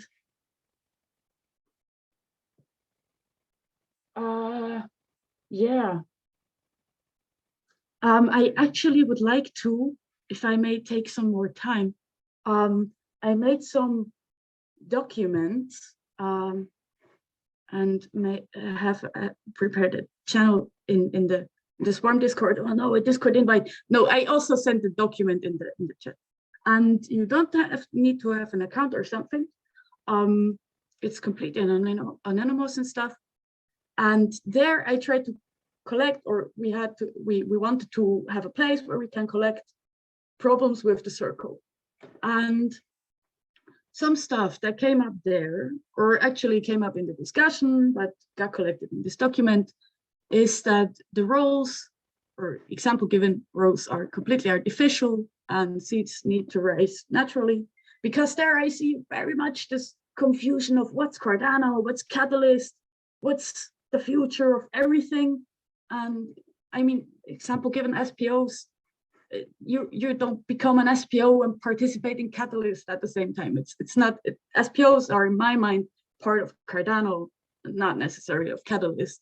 And it's cool that they have a seat, but it's, yeah. Why don't have, I don't know, newbies have a seat? I don't know. That would be a role for me too. Or unfunded proposers. Yeah. And there you have many problems. You can write them all in, and yes. I'm sorry, I'm making it hella confusing. I want to say so many things. Yeah, grateful for the hive mind at this point. Okay, cool. To answer my question on my short-lived experience so far, I think if a circle is necessary, yes, absolutely. Why? Even though it doesn't have teeth, as I've been reading now, if it would have teeth, let's assume it has teeth, right? Then in your organization, you always need somebody to steer into a direction. That's just from my experience, because otherwise you have complete chaos. And but I really love Kyle's suggestion to put up a code of conduct if it doesn't already exist, because it would actually be a brilliant way to cut through those obstacles we're facing now, or you're facing now, or whatever you want to define it as. And this should be on an open board, like something like, for example, GitHub, right? Completely transparent. Everybody can put up their ideas, and then people can vote on those code of conducts, right? And it's like ask for expected behavior targets that the circle should accomplish. And then we should actually, that's what I would vote for, drop these word waves, writing word waves of agile, decentralized, blah, blah, blah. Don't write them to death. There's no decentralization. Yes, that's the ultimate target and the ultimate goal probably.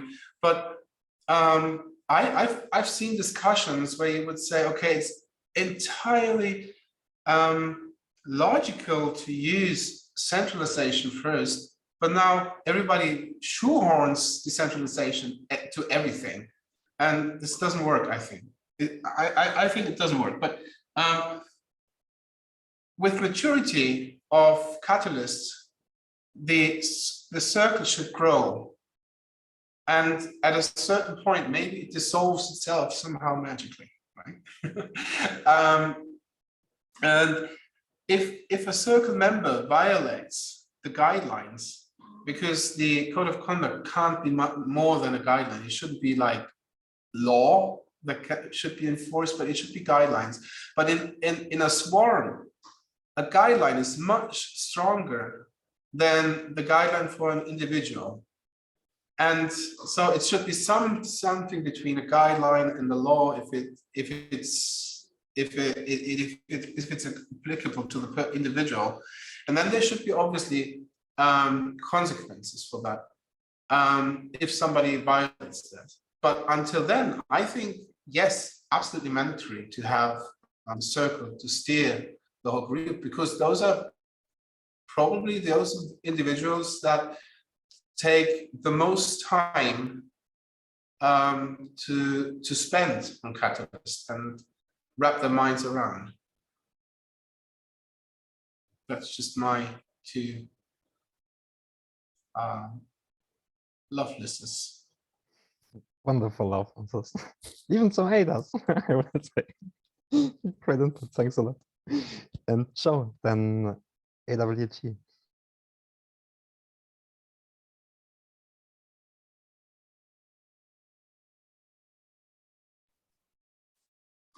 So, you there?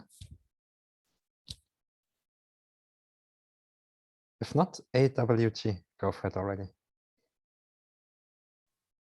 Hi, can you hear me? Yes. So my question is this. I'm under the impression that as the situation stands, Catalyst problems are collected by Catalyst Circle. Am I correct in saying that these problems are then dealt with by Cardano or by IOHK? Because there seems to me to be a question about what is Harris and Cardano Foundation, the representative, doing in the meeting. Are they collecting this information and reporting it back to IOHK so that changes can be made or not? Could anyone answer me that? So from the, why I feel much more safe to say from the foundation side is since Catalyst Circle version 2, with the foundation, we agreed that the ambassadors represent the Kernel Foundation within the Catalyst Circle. And that's really mostly to facilitate conversations.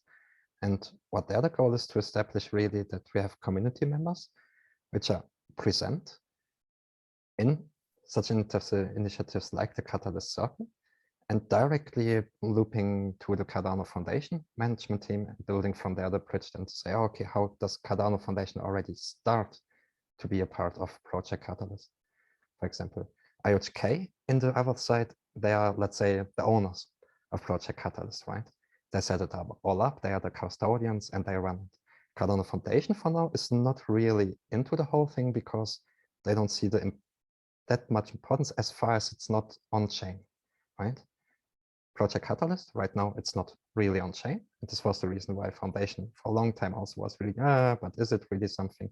But no, gets to be much more involved and wants to be more involved, but needs to figure out a way, okay, how can they get involved by making sure that it is the community which is saying, okay, hey, Foundation, we want you doing this or that. From IoT side, well, I would say since the beginning of Catalyst Circle, it's largely IOHK who drives the Catalyst Circle and who ensures the Catalyst Circle as well. They mainly put the main points on the agenda. They're making sure that, yes, things are moving forward and whatnot, and mostly guiding the conversations as well of the Catalyst Circle, I would say. Because in the end, as they are the custodians of Project Catalyst, you have to pass by them, right? And the main goal of the circle then in its all is really try to, one of the main goals is facilitate the communications within stakeholder groups. So say, oh, okay, how can we build something up already where we are able to effectively communicate to IoT, for whatever. Okay, so is there a corresponding team in IOHK that takes care of Catalyst activities? Because I think there's a hole in that bridge, or IOHK, we can speak as much as we want in Catalyst. Does anyone at IOHK hear us? Yes, there is a Catalyst team. And for example, some of Danny, you know, for example, Marek, Lucio, and they even implement a lot of the stuff, what the community does. And they listen very much because they are in the community as we are. And they are just amazing, good people. Lucio, for example, he is a community member in Catalyst since Fund 3. And he started to work with IoT officially this year. And they are very close. But IOHK, they have their own Catalyst team. This is also the one with Kalik, TK, Danny, Harris, Chris, Lucio, Marek, whatnot. And you can reach them. You are from the proposal as well. So normally you should have the IOHK catalyst at iohk.io. I think it's something, it's an email like this, where you can contact them directly as well.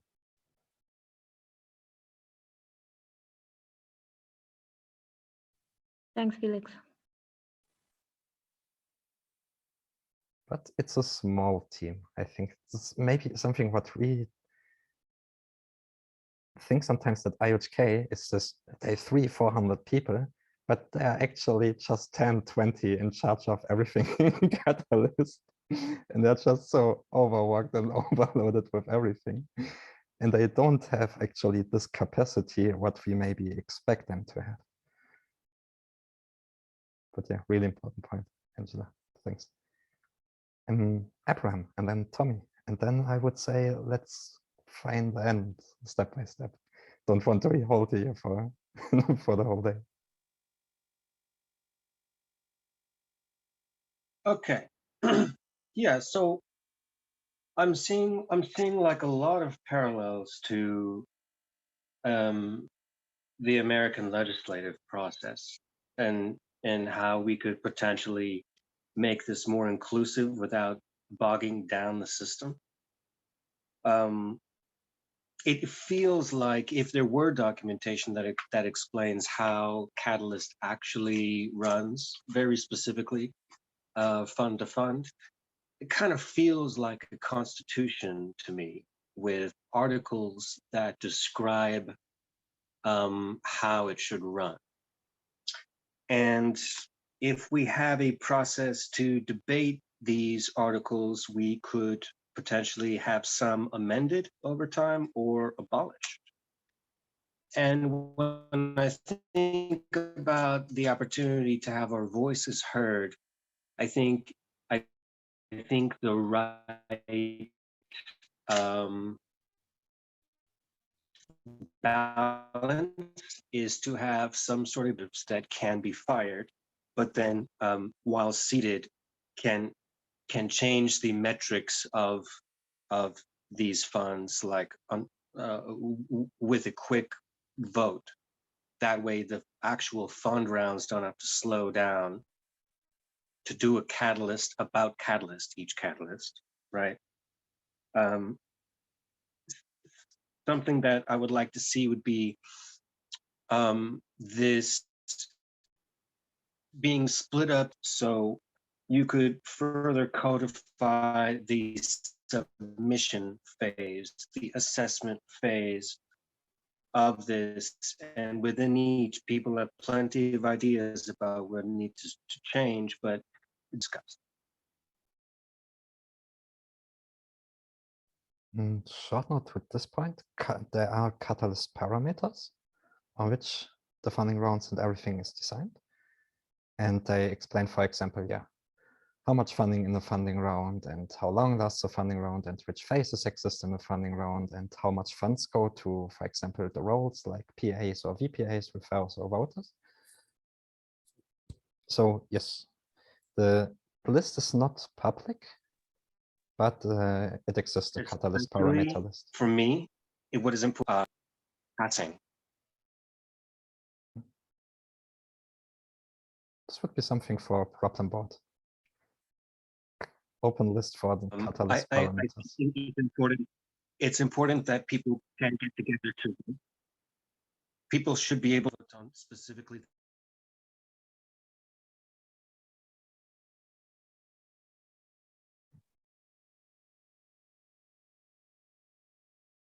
I'm sorry, was I running? Yes, seems you have some sound issues or a connection, or both. Some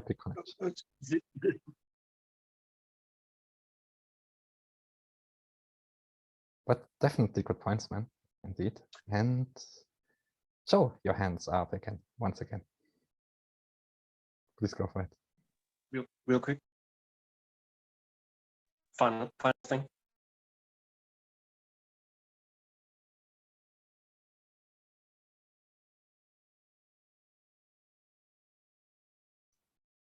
Go. Wanted to mention the last thing, Epron? You're muted. Oh shit, I'm sorry. I must be rugging. Yeah, the strictness and the definition of valid proposals.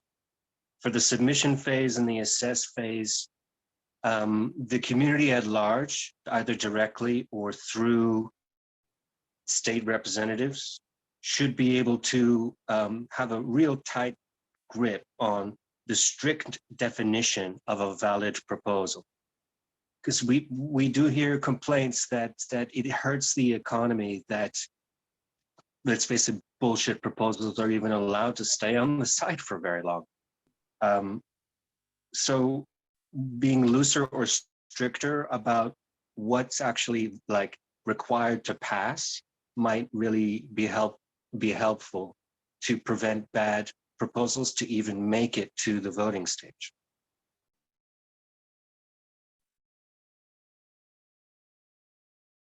Thanks, man. Definitely. I think there has been already a discussion around this in the circle and related to circle. And now, once again, Joe, can you hear us? Yeah, I can hear you. I keep dropping out as well, but I heard the last bit. my final contribution is specifically to the circle rather than what the circle does. I think it's really important to remember that we are designing something new, maybe, and taking lessons from the past and things like the American system and the British system, but also there are lots of other systems that haven't, for whatever reason, been recognised as, valid ways to organise communities around how they use their resources. There are lots of unheard, unseen systems, for instance, in Indigenous communities that work in very different ways to the American system or the British system or, one of the Western systems. So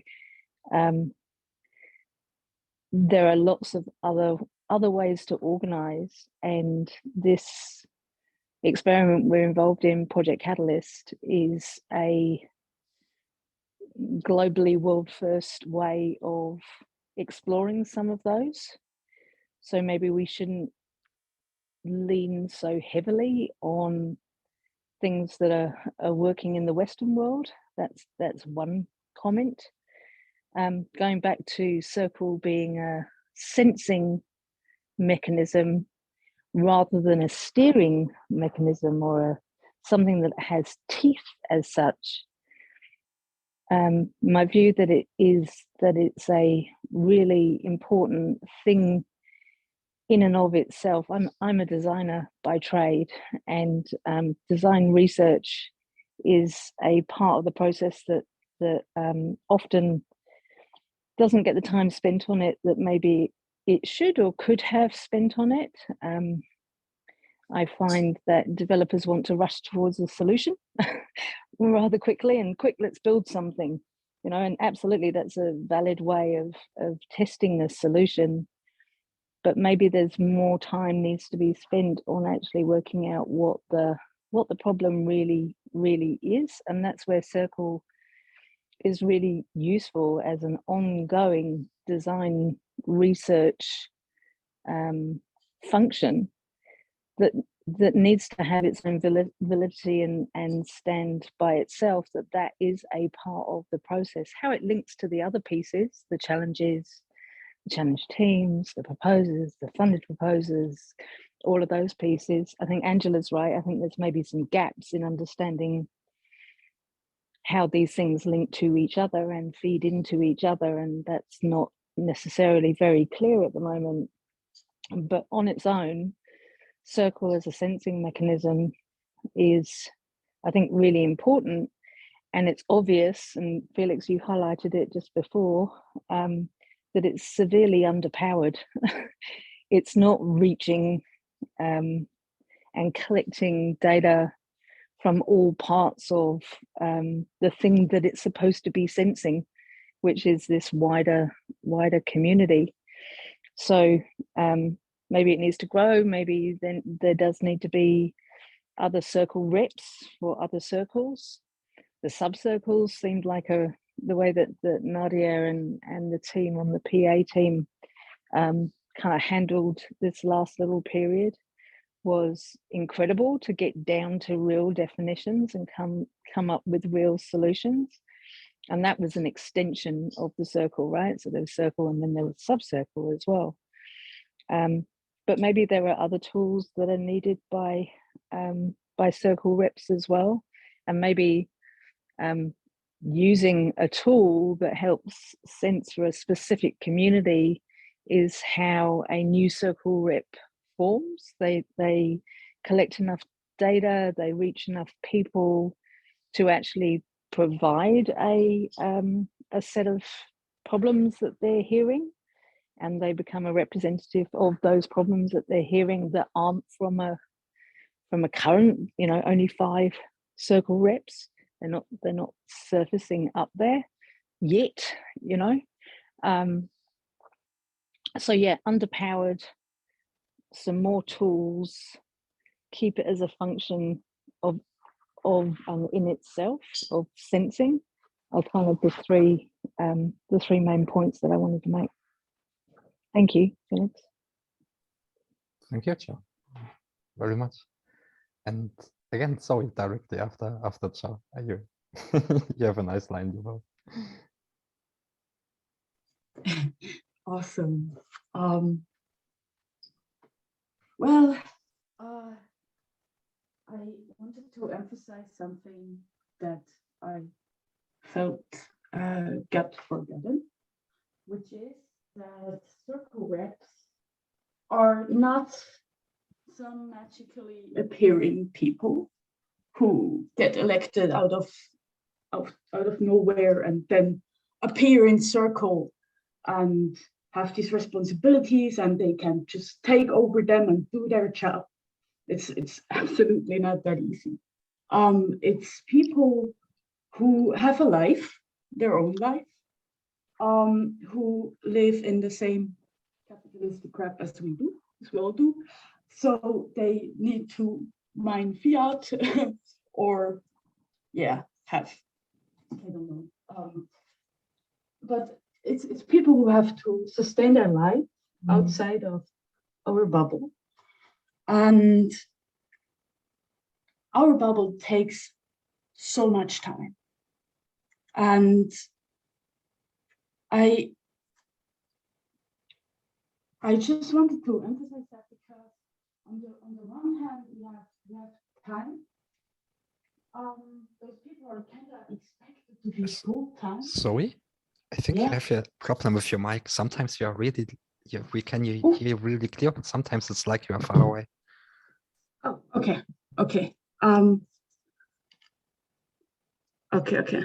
Yeah, that should be solved now. Okay, so I just wanted to emphasize that those, or did you heard the most of it, right? Yes. Yes, cool. Okay, so my point I'm trying to make is just that it's something that will not just magically work. It's something that needs to, sense its own problems and kind of become something sustainable, because you can't expect people to just come in full time for something, and it shouldn't be. There are people who are already with much time involvement in here, and they do sense the problems. And it's not something that you just do because it's your job. It's something that you do because you're involved in the community, with your heart, with your brain, with your, I don't know, whole projects that are just built into the community. And that's something I really want to emphasize, because I really don't want it to be forgotten. Those are people of us, man. We're really changing something here. We're trying to make this governance thingy something of a whole community. And so are the circle reps just part of our communities and stuff. Yeah.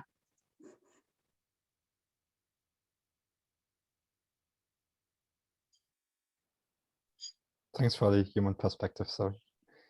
And then the one, Juan. Thank you, Felix. Well, yes, I just wanted to talk a little bit. First of all, I want to say that this is an awesome town hall. This is the real town hall. When people come and talk about things and bring perspective of ways to change and get better. First of all, I applaud the fact that this is happening in the town hall. We are able to really voice our opinions on everything, every area. Second, I want to just mention the way I see this discussion about the circle has to do. We need to go back to basics. We need to go back and talk about catalyst vision, mission, priorities, and values. I'm not sure if we do have that clear, and if we do review that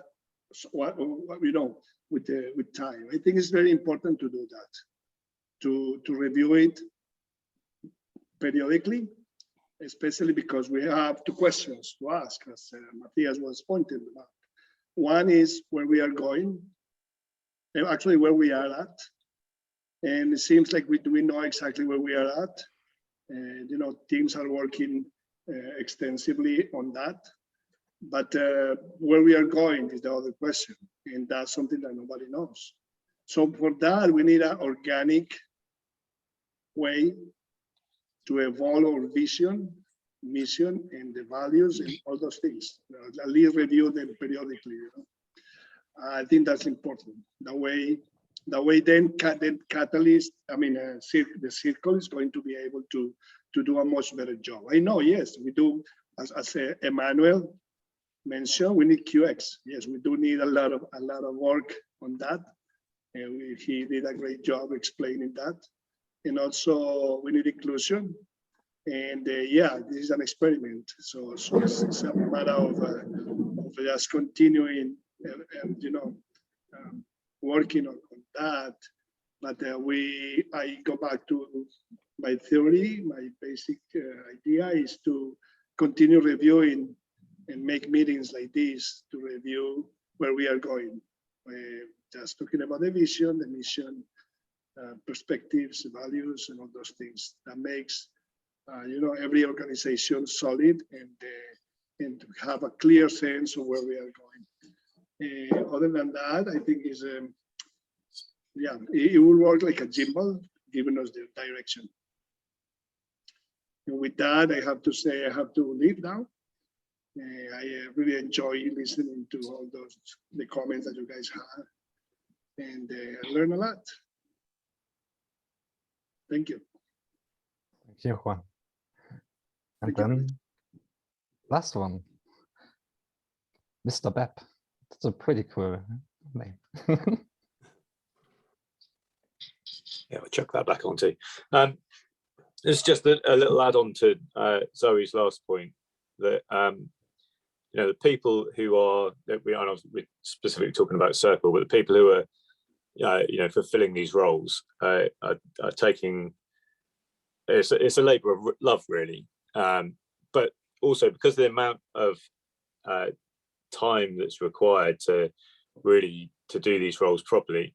It means there's lots of people in the community who would maybe want to be more involved, but just haven't got the situation to be involved. You have to be financially secure and have a number of different things in line to make it a role that you could undertake. So having a slightly different structure where the circle would, I know we're talking sub-circle, but whether it's that or something else, but where it's actually a larger group of people who are participating within the circle could mean it's actually more accessible to a greater community. I think that'd be valuable. That was it. No, much agree. And also by this conversation for me though, what makes me amazingly happy is to see, oh, cool, now it's the community again who speaks and decides on such stuff. Because what happened in the last Catalyst Circle time, it a little bit that everybody assumed that the circle, the 7 people there, should discuss things like this, what we discuss here, which was never the intention, right? Catalyst Circle is a group of representatives. A representative is only able to represent something when there is something to present, but who presents? And this is the community. Catalyst Circle are not the 7 people there. Catalyst Circle is the community who builds the stuff and who tells their representatives, you have to do fucking this. Because you represent the interest and the needs.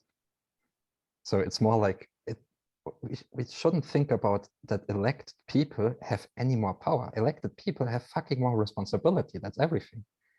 And they have to serve you. And as such, should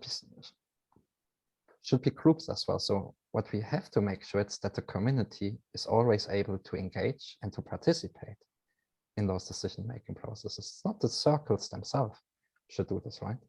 when we see, for example, wow, cool, calls like this, they are extremely valid and extremely insightful, because just me, for my part, I got a shitload of really good and interesting thoughts from this conversation here. And this is recorded and it will be transcribed. And for sure, we will check with the recordings from the other rooms as well. So at least have the community in a position where we can come together and say, hey, what do we actually want? What do we actually try to solve? Because let's be honest, it's for none of us really clear, right? Because it's like somebody comes and says, hey, guys, develop your governance now, right? They have something like these roles, they are there already, they represent those groups for right now. Give them some sense, give them something to do. And Circle itself is mostly in a situation where the Circle reps, they actually don't know what to do. Because the community is not really engaging. They are not really coming and telling them, the reps or the Circle what to do. So I would... Oh, I'll tell you what to do. Oh, yeah, shit. Fuck, no, with you I will be careful, Abram. First have to find your apartment, man. Okay, but yeah.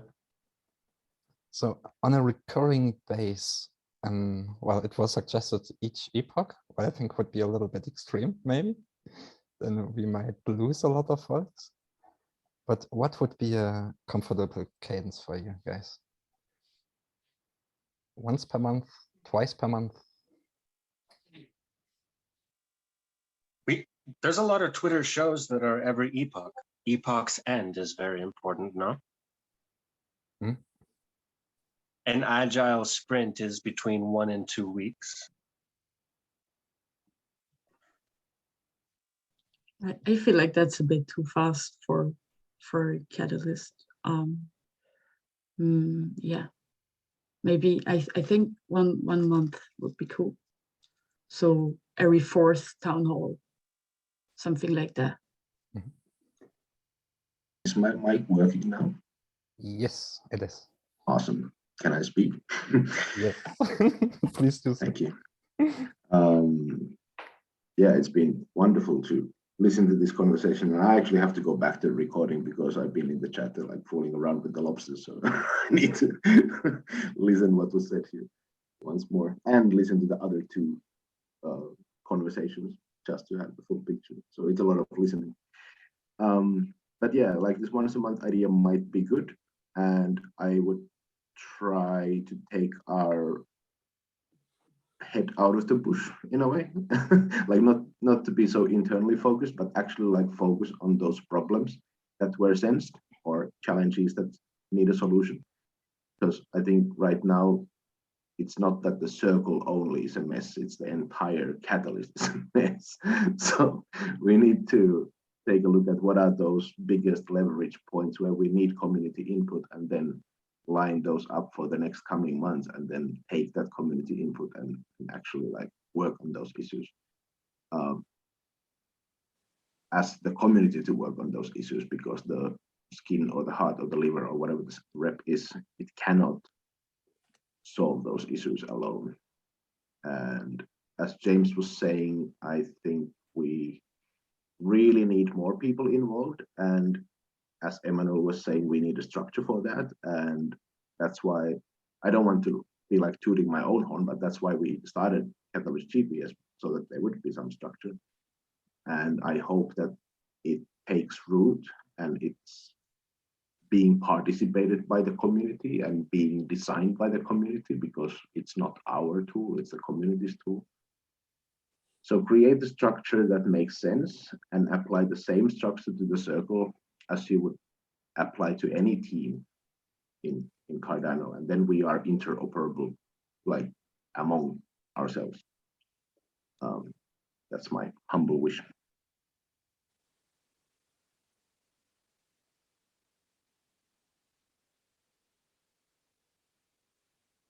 The idea of the say a monthly conversation would actually allow Circle to perform its main job better, because through the time you'll be sensing the problems and then be able to present between the members of the circle present topics of discussion, so then the wider community can be aware and put suggestions forward to help solve any issues that are pressing. Thing is, that's only 3 meetings per fund. And I don't know if that can be actionable, and I believe like too many phases or, you know, events pass by or whatever between each meeting. I think we could at least afford to attempt some sort of epoch after action report, especially if the results of those observations about how it's going in this fund end up codified into articles, at least historical articles, not actionable articles.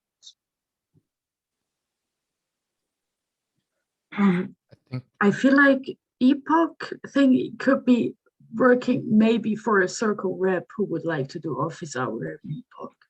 I could see that, yeah, but not a big gigantic conversation all 5 days. That doesn't work for me. I don't know. Yeah, And I think this is maybe monthly for public, epochs for the smaller group. I think what we saw a little bit in what works really well is, okay, if you have, for example, a monthly call, what is this call about, right? When you say, for example, okay, these are the calls where we really go and have a huge hive whatnot, sensing on problems and whatnot. And it's actually there where we define, okay, what are the problems where we want to work on? Then the most important is not the cadence between the meetings. It's most important what happens between the meetings, actually. It's okay, when we spend 2, 3, 4 hours in a call, that doesn't mean that much if I know, okay, there might be happen nothing in the whole time, or it might be a lot when I know there happens nothing. But So might be instead not. of like trying to audit every aspect just out of process, perhaps like out of need, somebody in the circle can propose a bill or an amendment to a bill,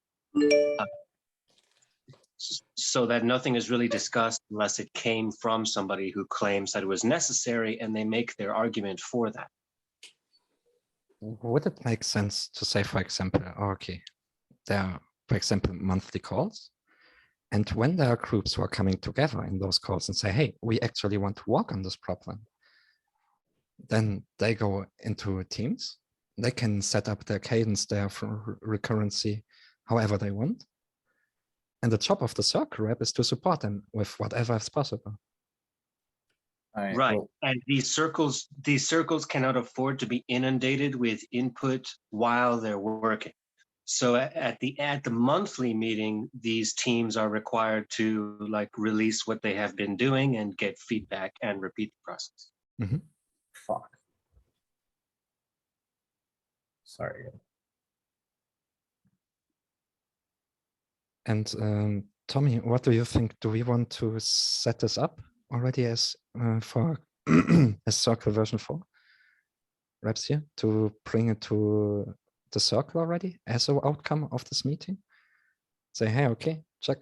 This is what we like to push through and to make this then a recurring thing. Well, yeah, I think the purpose needs to be fixed first, then the dream needs to be fixed, like where do we want to go? Because we all understand where we are at the moment. And then we need to redesign the structure to actually fit the purpose and the dream. And then this cadence of how often should people meet and where and for what purpose and how do they communicate with each other. So all that is part of the design. So yeah, I'm all for it. I think this has been a very good conversation, and it is probably the best town hall where I've ever been in, like Juan said.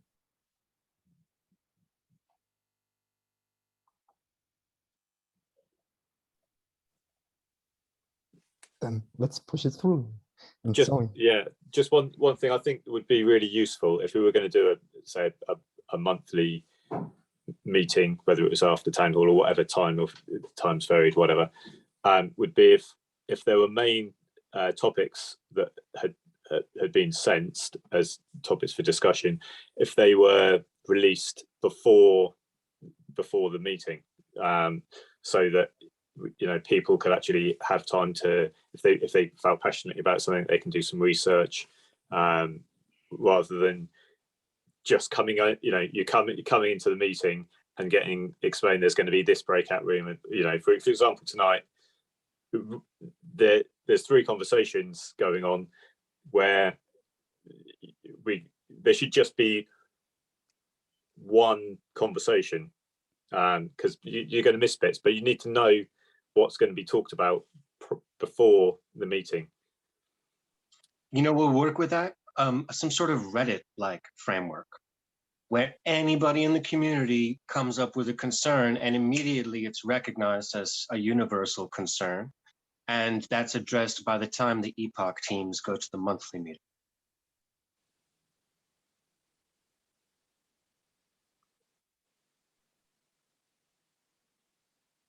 In the sense that, like, people write the post proposing a concern, but then it gets upvoted or downvoted, right? What we could immediately do there in this regard, we started to use DWalk. Don't know if you know about. It's a platform what you can directly link on Discord, what is really nice. It's now running on Ethereum, but it's a place where you can have really easy community suggestions, upvote them, and until a certain point, when they are upvoted, you can directly transform them into a task for, let's say, for example, the Circle Rep. And you can, even if you join on the platform, we can link directly the Discord handles to whatever project, task, whatever might be done. I wonder if you could make some sort of ticket submission system, something similar to a ticket submission system, combined with the idea that these submission tickets can be upvoted or downvoted, and maybe they don't make it into the queue.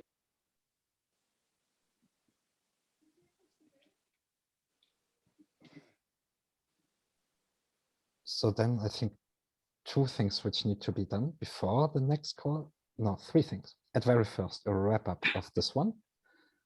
With the wrap up of this one, then setting up a agenda and the introduction for the next call. I think, James, because what you said, this is really important, that when you invite people to the call, make sure they are all on the same page. Make sure they know what the call is about, just to also respect everybody's time the most. So maybe something, what would you expect now from your perspective, from your Circle Rep, for example? I would say, hey, dude, you should record a fucking 5-minute, easy, consumable wrap up of the call, which should introduce the second call already, whatnot. Give them something to do. What do they have to do? How do they should make it, or how can they make it as easy for you to work on the problems which matter?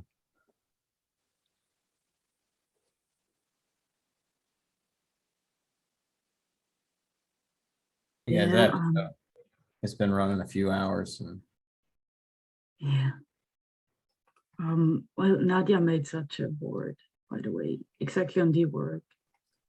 And what I feel like is that it didn't,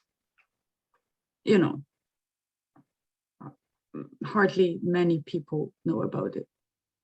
And yeah, but that was rep specific, I guess.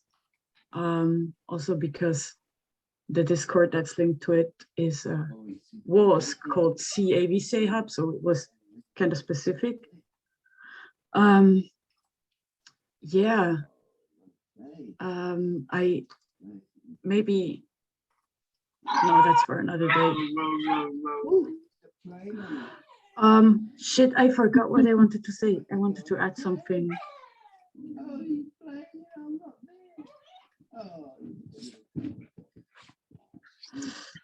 I'll say it when I remember.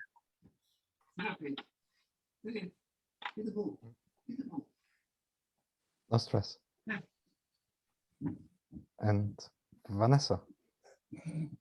Yeah, I'm kind of reluctant to sort of say stuff at this late stage of the game, but I've been listening hard. I just want to remind people that there's a whole load of people who are not represented in these after town halls.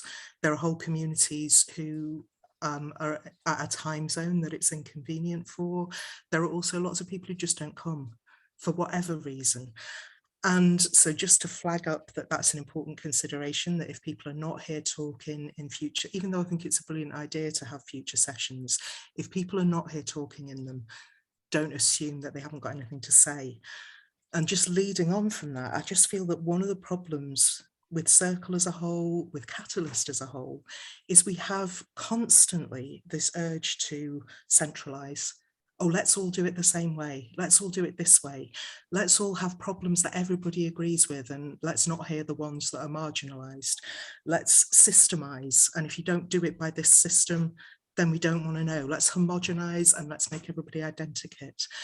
I just want to remind people that there are all sorts of communities in Catalyst, and they will problem sense and they will talk and they will organize in their own ways. And what I'd really love to see from Circle is for it to be a space where whatever is raised in whatever ways that happens gets heard. And it's more like a process or a space where those things can be brought into wider awareness. I mean, just as one thing, I once ended up documenting an Eastern Town Hall, and there was stuff there that was just amazing that I had no idea about. You're married. That's interesting. Maybe that's a voice that needs to be heard. That's all I'm going to say. Well, that makes sense. That it still again feels like you're describing Reddit, where Reddit posts I really wasn't become no almost it's a no bit of a please don't tell me what I was describing. I really wasn't describing Reddit. I don't mean to be sharp with you, but really. Just there also to this point, one way we go is this call here will be repeated on Friday in the Africa Town Hall. Yeah, so that, I think that's brilliant. Yeah. And on next week, Thursday, also in the LATAM Town Hall. And we still have to check with the Eastern Town Hall. But the main idea is to say, oh, okay, let's figure out, okay, how can we have this insightful discussions, but across the cultures, across the But can languages. I'm sorry to like cut in again, but it's just that what I notice over the time I've been involved in Catalyst is that, and it's inevitable, it does happen a lot, is that it's kind of top down from Europe and America. I want to see stuff coming from those other town halls and people going, look, say like, for instance, in Africa Town Hall, they had a vote recently about what kind of things should we talk about. And one of them was, we want to hear about projects that have social impact. And that hasn't filtered out to the rest of Catalyst, that this is something that Africa Town Hall is interested in. And they could lead that if they wanted to. They could be saying to people, look, this is what we're talking about and you need to hear it. In Eastern Town Hall, there's been conversations about different money systems that already exist in East Africa and, sort of community lending systems. I'm yaddering on a little bit here, but you get what I'm saying. It shouldn't always be in one direction. And it shouldn't just be that the people who can make it to this town hall kind of frame the discussion and then send it out to the regions. I live in the north of England. I get that all the time from London. I don't want to see it here. That's all. But then surely that's a good use of the circle and this process, because if between meetings, problems that are going to be put forward for discussion are sensed, they don't have to be. They can be from anywhere. And then if there was a sort of a basic agenda for a meeting, then that same meeting could be replicated in the different town halls, and then the outcomes from those discussions sort of collated. So you'd actually be getting involving a much wider community. Kind of. I think what I'm trying to get across is that it doesn't all have to be collated and we don't all have to do the same thing. Yeah, it'd be great if that happened. But also if this town hall wanted to discuss one thing and another town hall wanted to do something completely different, that should be celebrated. It shouldn't be something that we try to uniformize. That's not even a word. uniformize. I'm going to stop. Yeah, like a submission ticket that gets voted on type of system, like I hate to use Reddit as a bad example, it can be a cesspool, could possibly work in a silo for each circle, like Latin American circle and every time zone, just like you said, to give everybody a chance. And yeah, you don't have to address the exact same topics, but perhaps the topics that bubble up to the top in that month do need to be guaranteed a spotlight within that circle, and then perhaps from there even get voted up to eventually factor into how Catalyst is ran. Hey, look, if Reddit was a good tool for that, we would have used it already.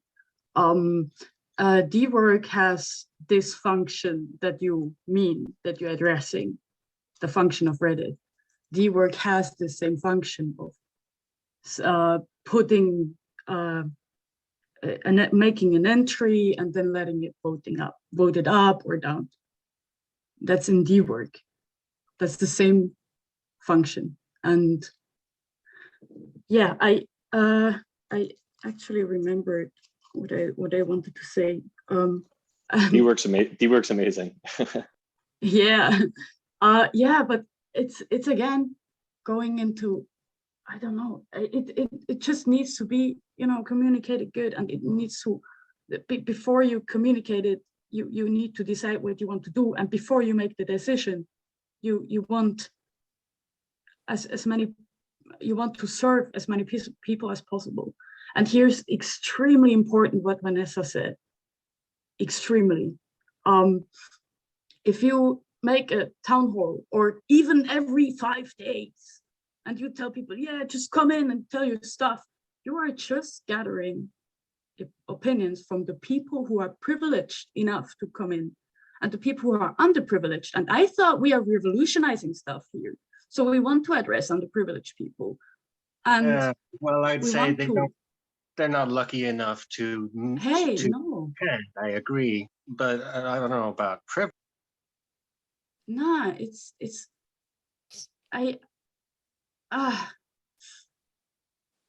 whatever, man. No, we're having. If you don't understand that, that's lost. I can't explain that to you. I'm sorry. Can I just hear that again? I didn't hear what Abraham said about that.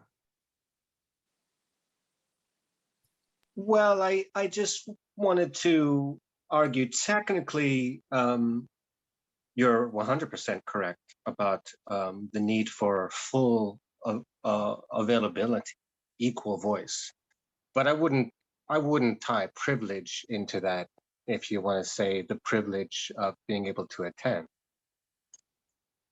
Yeah, probably because you are. I personally, I'm a student, and right now I'm not studying, so I have plenty of time. And I feel overwhelmed with Catalyst, with the communication, with staying up to date. Even I don't have a job. I live with my best friend. I'm super grateful for this opportunity, but otherwise I wouldn't have, you know, a house and stuff. I don't have a job. I'm not studying at the moment. I have plenty of time. And I'm still fucking overwhelmed all the time. I have so much pressure on me, although I don't rely on Catalyst funding and stuff. And people who do have more pressure than me. And for me, it's a super big privilege to have this time and to live with my best friend and don't having to pay rent because I'm not financially sustaining my life. And you cannot bring luck into this. It's not about luck. It's or let me rephrase, you cannot bring luck into it without addressing privileges, because I just have the privilege just because of luck. And that's all it is. And everything else, everything that that you want to achieve without having privileges that you have it by default is hard work. And yeah, again, a catalyst should not be that thing that you need to contribute full time. Else we are completely missing the point, or I am. But as I understood, it's a pilot, an experiment for completely decentralized governance. And that doesn't work if we just sit on our pile of privileges and think that it's just, yeah, that's normal or something. It's not. If we want to revolutionize the world, we have to understand that, at least. It's important. I've said this before in other forums, that the idea is not to solve Catalyst, it's to participate in Catalyst. There is no end result to the Catalyst. We're here to continue the experiment. And once you've solved Catalyst, Catalyst no longer exists, right? So the idea is not to look for an answer that solves this thing. The idea is to participate and to continue and to bring value. So that's an important distinction that I make with this process, that everything we do might set things up for now, but we also need to make sure that whatever we do doesn't stop others from setting up what they want to see.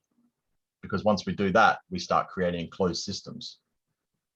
So the idea is not to say it is done this way and because we discussed this, because we're only 20 people here.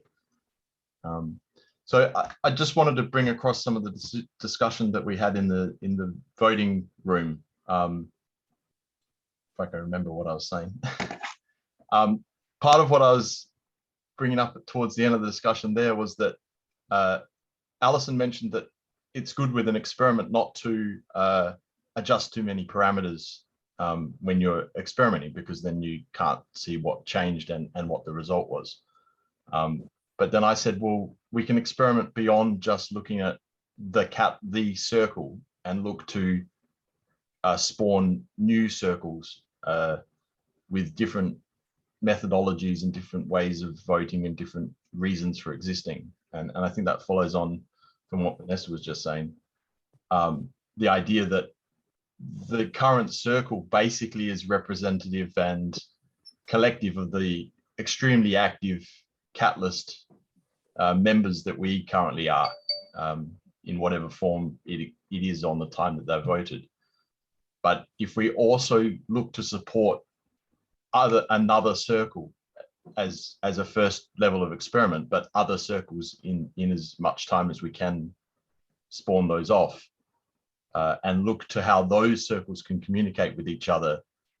For instance, like having cross representation on each circle kind of thing. So that's kind of how I imagine this experiment could develop, so that other groups with not so much level of participation can look to forming groups that have some voice and some way to participate.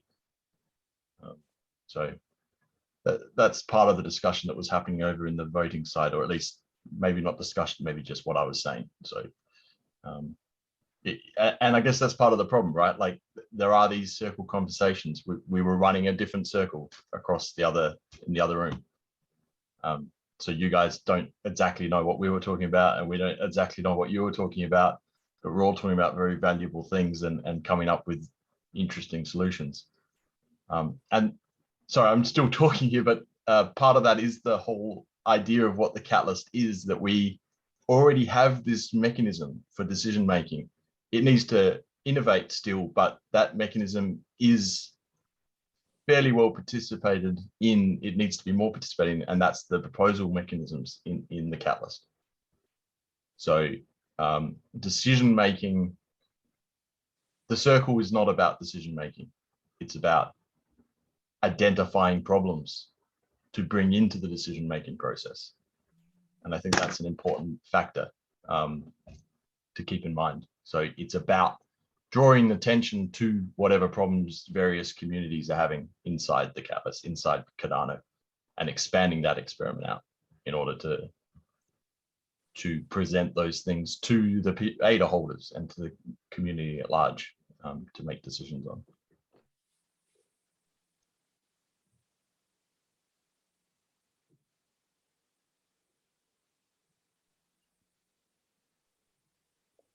Hi, is it me? Am I up? Mhm. I can't see all the hands on the screen. I'm on my phone. Thanks, Phil. The circles I understand came from the sociocracy pattern that there's lots of research on, and Phil's just demonstrated one of the elements of sociocracy, which is linking circles. So somebody from a particular circle links into another circle, and so like a really organic organism, the messages do get distributed through the various different circles and can be discussed in different circles, which is kind of the point, that it's not just one circle, it's lots of different circles. And then there's a conversation about how a circle forms, which I've kind of spoken about before. To Vanessa's point before,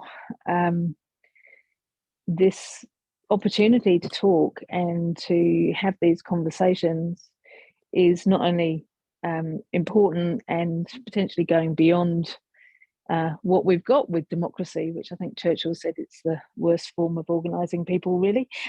But we haven't come up with anything better. Well, we're coming up with something better. And I think everybody should take pause and also pat themselves on the back that they're involved in this experiment, and that we are doing all of this now because it's really important, and we shouldn't rush it, because this is, like, nobody has actually, as Phil says, solved how we can achieve the highest potential of human collaboration yet, and maybe we never will, but this is an important part of it. And arguably, I think that the circles, expanding the circles, are probably the most important part of the innovative process that we're engaged in, right? Because it's where lots of problems can get visibility and lots of voices can get heard, so lots of diverse solutions can be formed around those diverse problems, right? Like at the start of an innovation process, when we do a startup weekend here in New Zealand, part of it is going out and asking questions of people on the street who you don't know at all, and actually gaining their perspectives on something, getting them to give you their experiences of life and the things that challenge them. And that's what sparks a whole load of beautiful ideas and solutions and innovation to start. So yeah, I would say that this discussion is probably the most important discussion that's happened so far. and yes, let's please continue it, but maybe it can be continued in discussion and on boards, not Reddit, but on boards too. But it's a combination of things. It's not one or the other. It's not a Reddit thing, and it's not just a conversation. It's a combination of all of them. Question for me is, how do we collect and synthesize that data, that input? How do we make it available to the rest of the community? That's me. I've got to go, guys. Thank you very much indeed for hosting this discussion. It's been awesome, exciting. Look forward to the next one. See ya. Thanks, Joe. I have popped in here and I seem to be extending the conversation. I don't know. I guess people could free to leave. The questions that I asked in the other place, I added an extra one just now, but the first two questions was, who gets a seat at the circle and how do they get that seat? But before that even happens, we need to decide what a circle is, right? So I was suggesting there that the circle currently should be discussing that, because currently the circle is representative of of the people, like they're a group of elected people that are there to discuss this. So what is a circle is the question. Then how do people get seats at that circle? But that can be a circle by circle question, right? But maybe the first circle needs to discuss how a second circle might be formed. And then how do people get onto that circle? And then I'd love to see the experiment expanded to see a second circle with just an open circle that doesn't have a particular way of voting on it, but is maybe just community submitted. So if you feel like you're a community that needs a voice on a circle, join this second circle. There's no vote to get on it. You as a community group need to decide how you put representatives up. And it may get into a big mess, but I don't know if we've got enough active community out there to make it a big mess at this point. Like the same 150 people kind of show up at the moment. So of course, one of the problems is how do we expand that? And it is expanding slowly, but I think we can experiment and break something somewhere.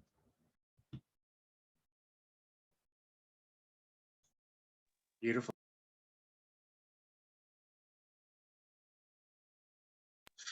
So does every tribe have at least one member that has some sort of official affiliation? Is that what you're getting at? I don't have an answer. My suggestion is that there are groups that are funded by Catalyst that could choose to be represented on a circle. So there's various community groups out there, for instance, the Swarm as an example, or other groups that are community orientated groups that could work out how they want to elect a representative and send them to a meeting that's pre-decided. That would be my mechanism, but everyone has a different answer. So I can't hear you, Abraham, you're unmuted. It's beautiful. It's exactly analogous to the states that we have and the state reps, right? The people rep, we have these issues in this state. Go to Congress and raise this issue, and then that person raises it. Yeah, something like that. But I hope that we don't use an exact analogy, because it's not exactly that, but it's a self-assigned. See, democracy runs currently on a location-based system, right? Wherever your bum is, that's where you get to vote, right? But that's not a very good, that's not representative of interests. That's why the two-party system has to exist, right? Because there's like, in this case, you just transfer from interest to interest or have dual citizenship. yeah, but you know, everybody's made up of whatever interests they're getting engaged with, right? So we all have our time. So these things, the contemporary representative system would be based on whatever personal interests we're all working towards, right? Different people here have various interests. Some of them are combining, some of them are cross-purposing. So, you know, it gets complicated, but, you know, if we don't test and experiment, we don't get anywhere. So a lot of it is discussion until decision-making is made. And what we don't have is a decision-making body at the moment, except for Catalyst proposals. That's the system we currently have, and we need to innovate beyond that. And that gets complicated as well, but we kind of have this circle thing as well, but it doesn't necessarily get voted on either. So governance is tricky. Hey, I fully agree with Phil until one tiny point, which is there is decision-making body, but it kind of it depends. So we previously had the name change from community advisor to proposal assessor, and it seems like a small change, but that was a discussion over 5 funds, and it's still not done. Because veteran proposal assessor doesn't make sense, example given. So we see that we made a change and now the adjustment needs to be adjusted again. And the decision, the IOG has like the authority to just say, yeah, now this is the change, so go with it.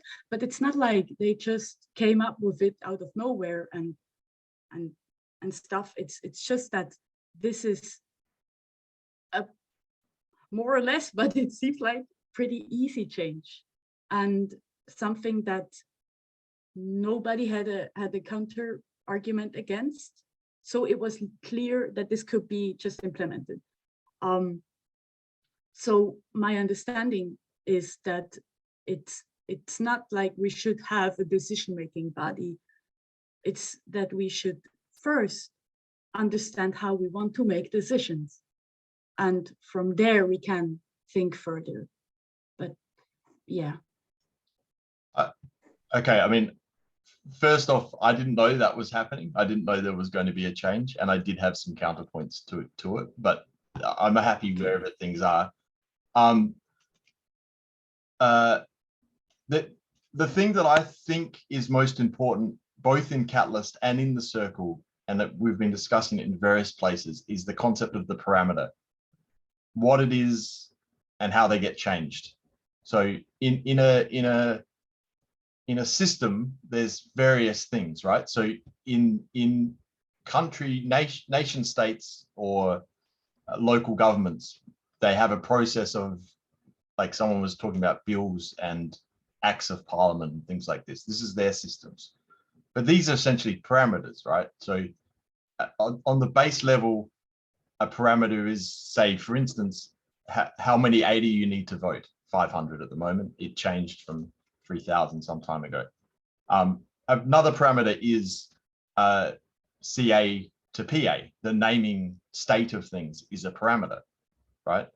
So part of, I guess, the work that I would suggest the Circle is working on as well at the moment is identifying the parameters and then working out which ones can be changed in what way, right? So some parameters aren't that controversial. They can be changed quite easily, although maybe everything's controversial, who knows, right?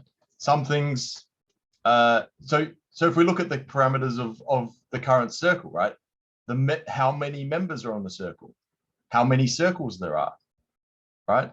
How are they voted in? That's what we were discussing in the other room a little bit, right? These are parameters. So once we identify what the parameters are, then we can start to identify how to change them. At the moment, like you point out, IOG has the parameter changes, right? And part of the work for them is to identify what they are, at least as they change them. Every time they change them, we can, as a community, say, okay, that's a parameter. Next time we want to change it, let's work out systems in order to do so. But it's super complicated, right? There's a lot going on to get people to agree first to that system and then to implement that system and get people to agree inside there is tricky. So, you know what else is an important parameter? The definition of a valid proposal, especially like in the instructions to PAs and VPAs on like how to, assess something. See, I almost have a different opinion of all of this stuff, that all proposals are valid. I mean, the problem is wasting people's time of frivolous proposals, right? But, well, who's to say it's frivolous and who's to say it's valid other than the voter? But then the voters don't have time to check everything, right? So then you need checkers, right? And you go backwards and forwards, but then the checkers need guidelines or rules to follow, right? So, but in some ways, I prefer the fact that anyone can submit anything, right? Because that's how innovation happens. But it's also how wasted inefficiencies come. Yeah, but I would argue that Catalyst should have like a couple of immutable precedents, like it has to be innovative. And I'm just talking my personal beliefs, and I'm okay if it doesn't flesh out like that, but needs-based has to be innovative, like no sending people to conferences that doesn't permanently benefit the network moving forward.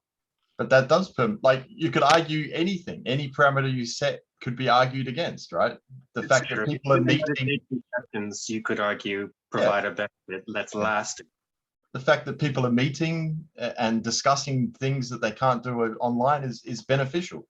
So you can't, it gets super difficult once you start trying to define things, but we do need to do it, right? Like it's work that needs to be done. But then, like I said, we're not trying to solve Catalyst. We need to solve a piece of Catalyst at a time, but then leave other bits open to go on a different path, right? Because otherwise you'll break innovation. As soon as you set rules and set things in stone and say, this is how it's done, you lose the ability to innovate. And we notice that with late stage capitalism. We're now in the point where it's very difficult to innovate in the real world, inverted commas, right? Because as soon as you come up with a cool innovation, someone comes and offers you 50 mil, 500 mil, 1.5 billion, you take the money and the innovation goes to Google or whatever. So because they control the funds, they control the infrastructure, they control the systems. So whatever we build, we need to make sure that the control stays open.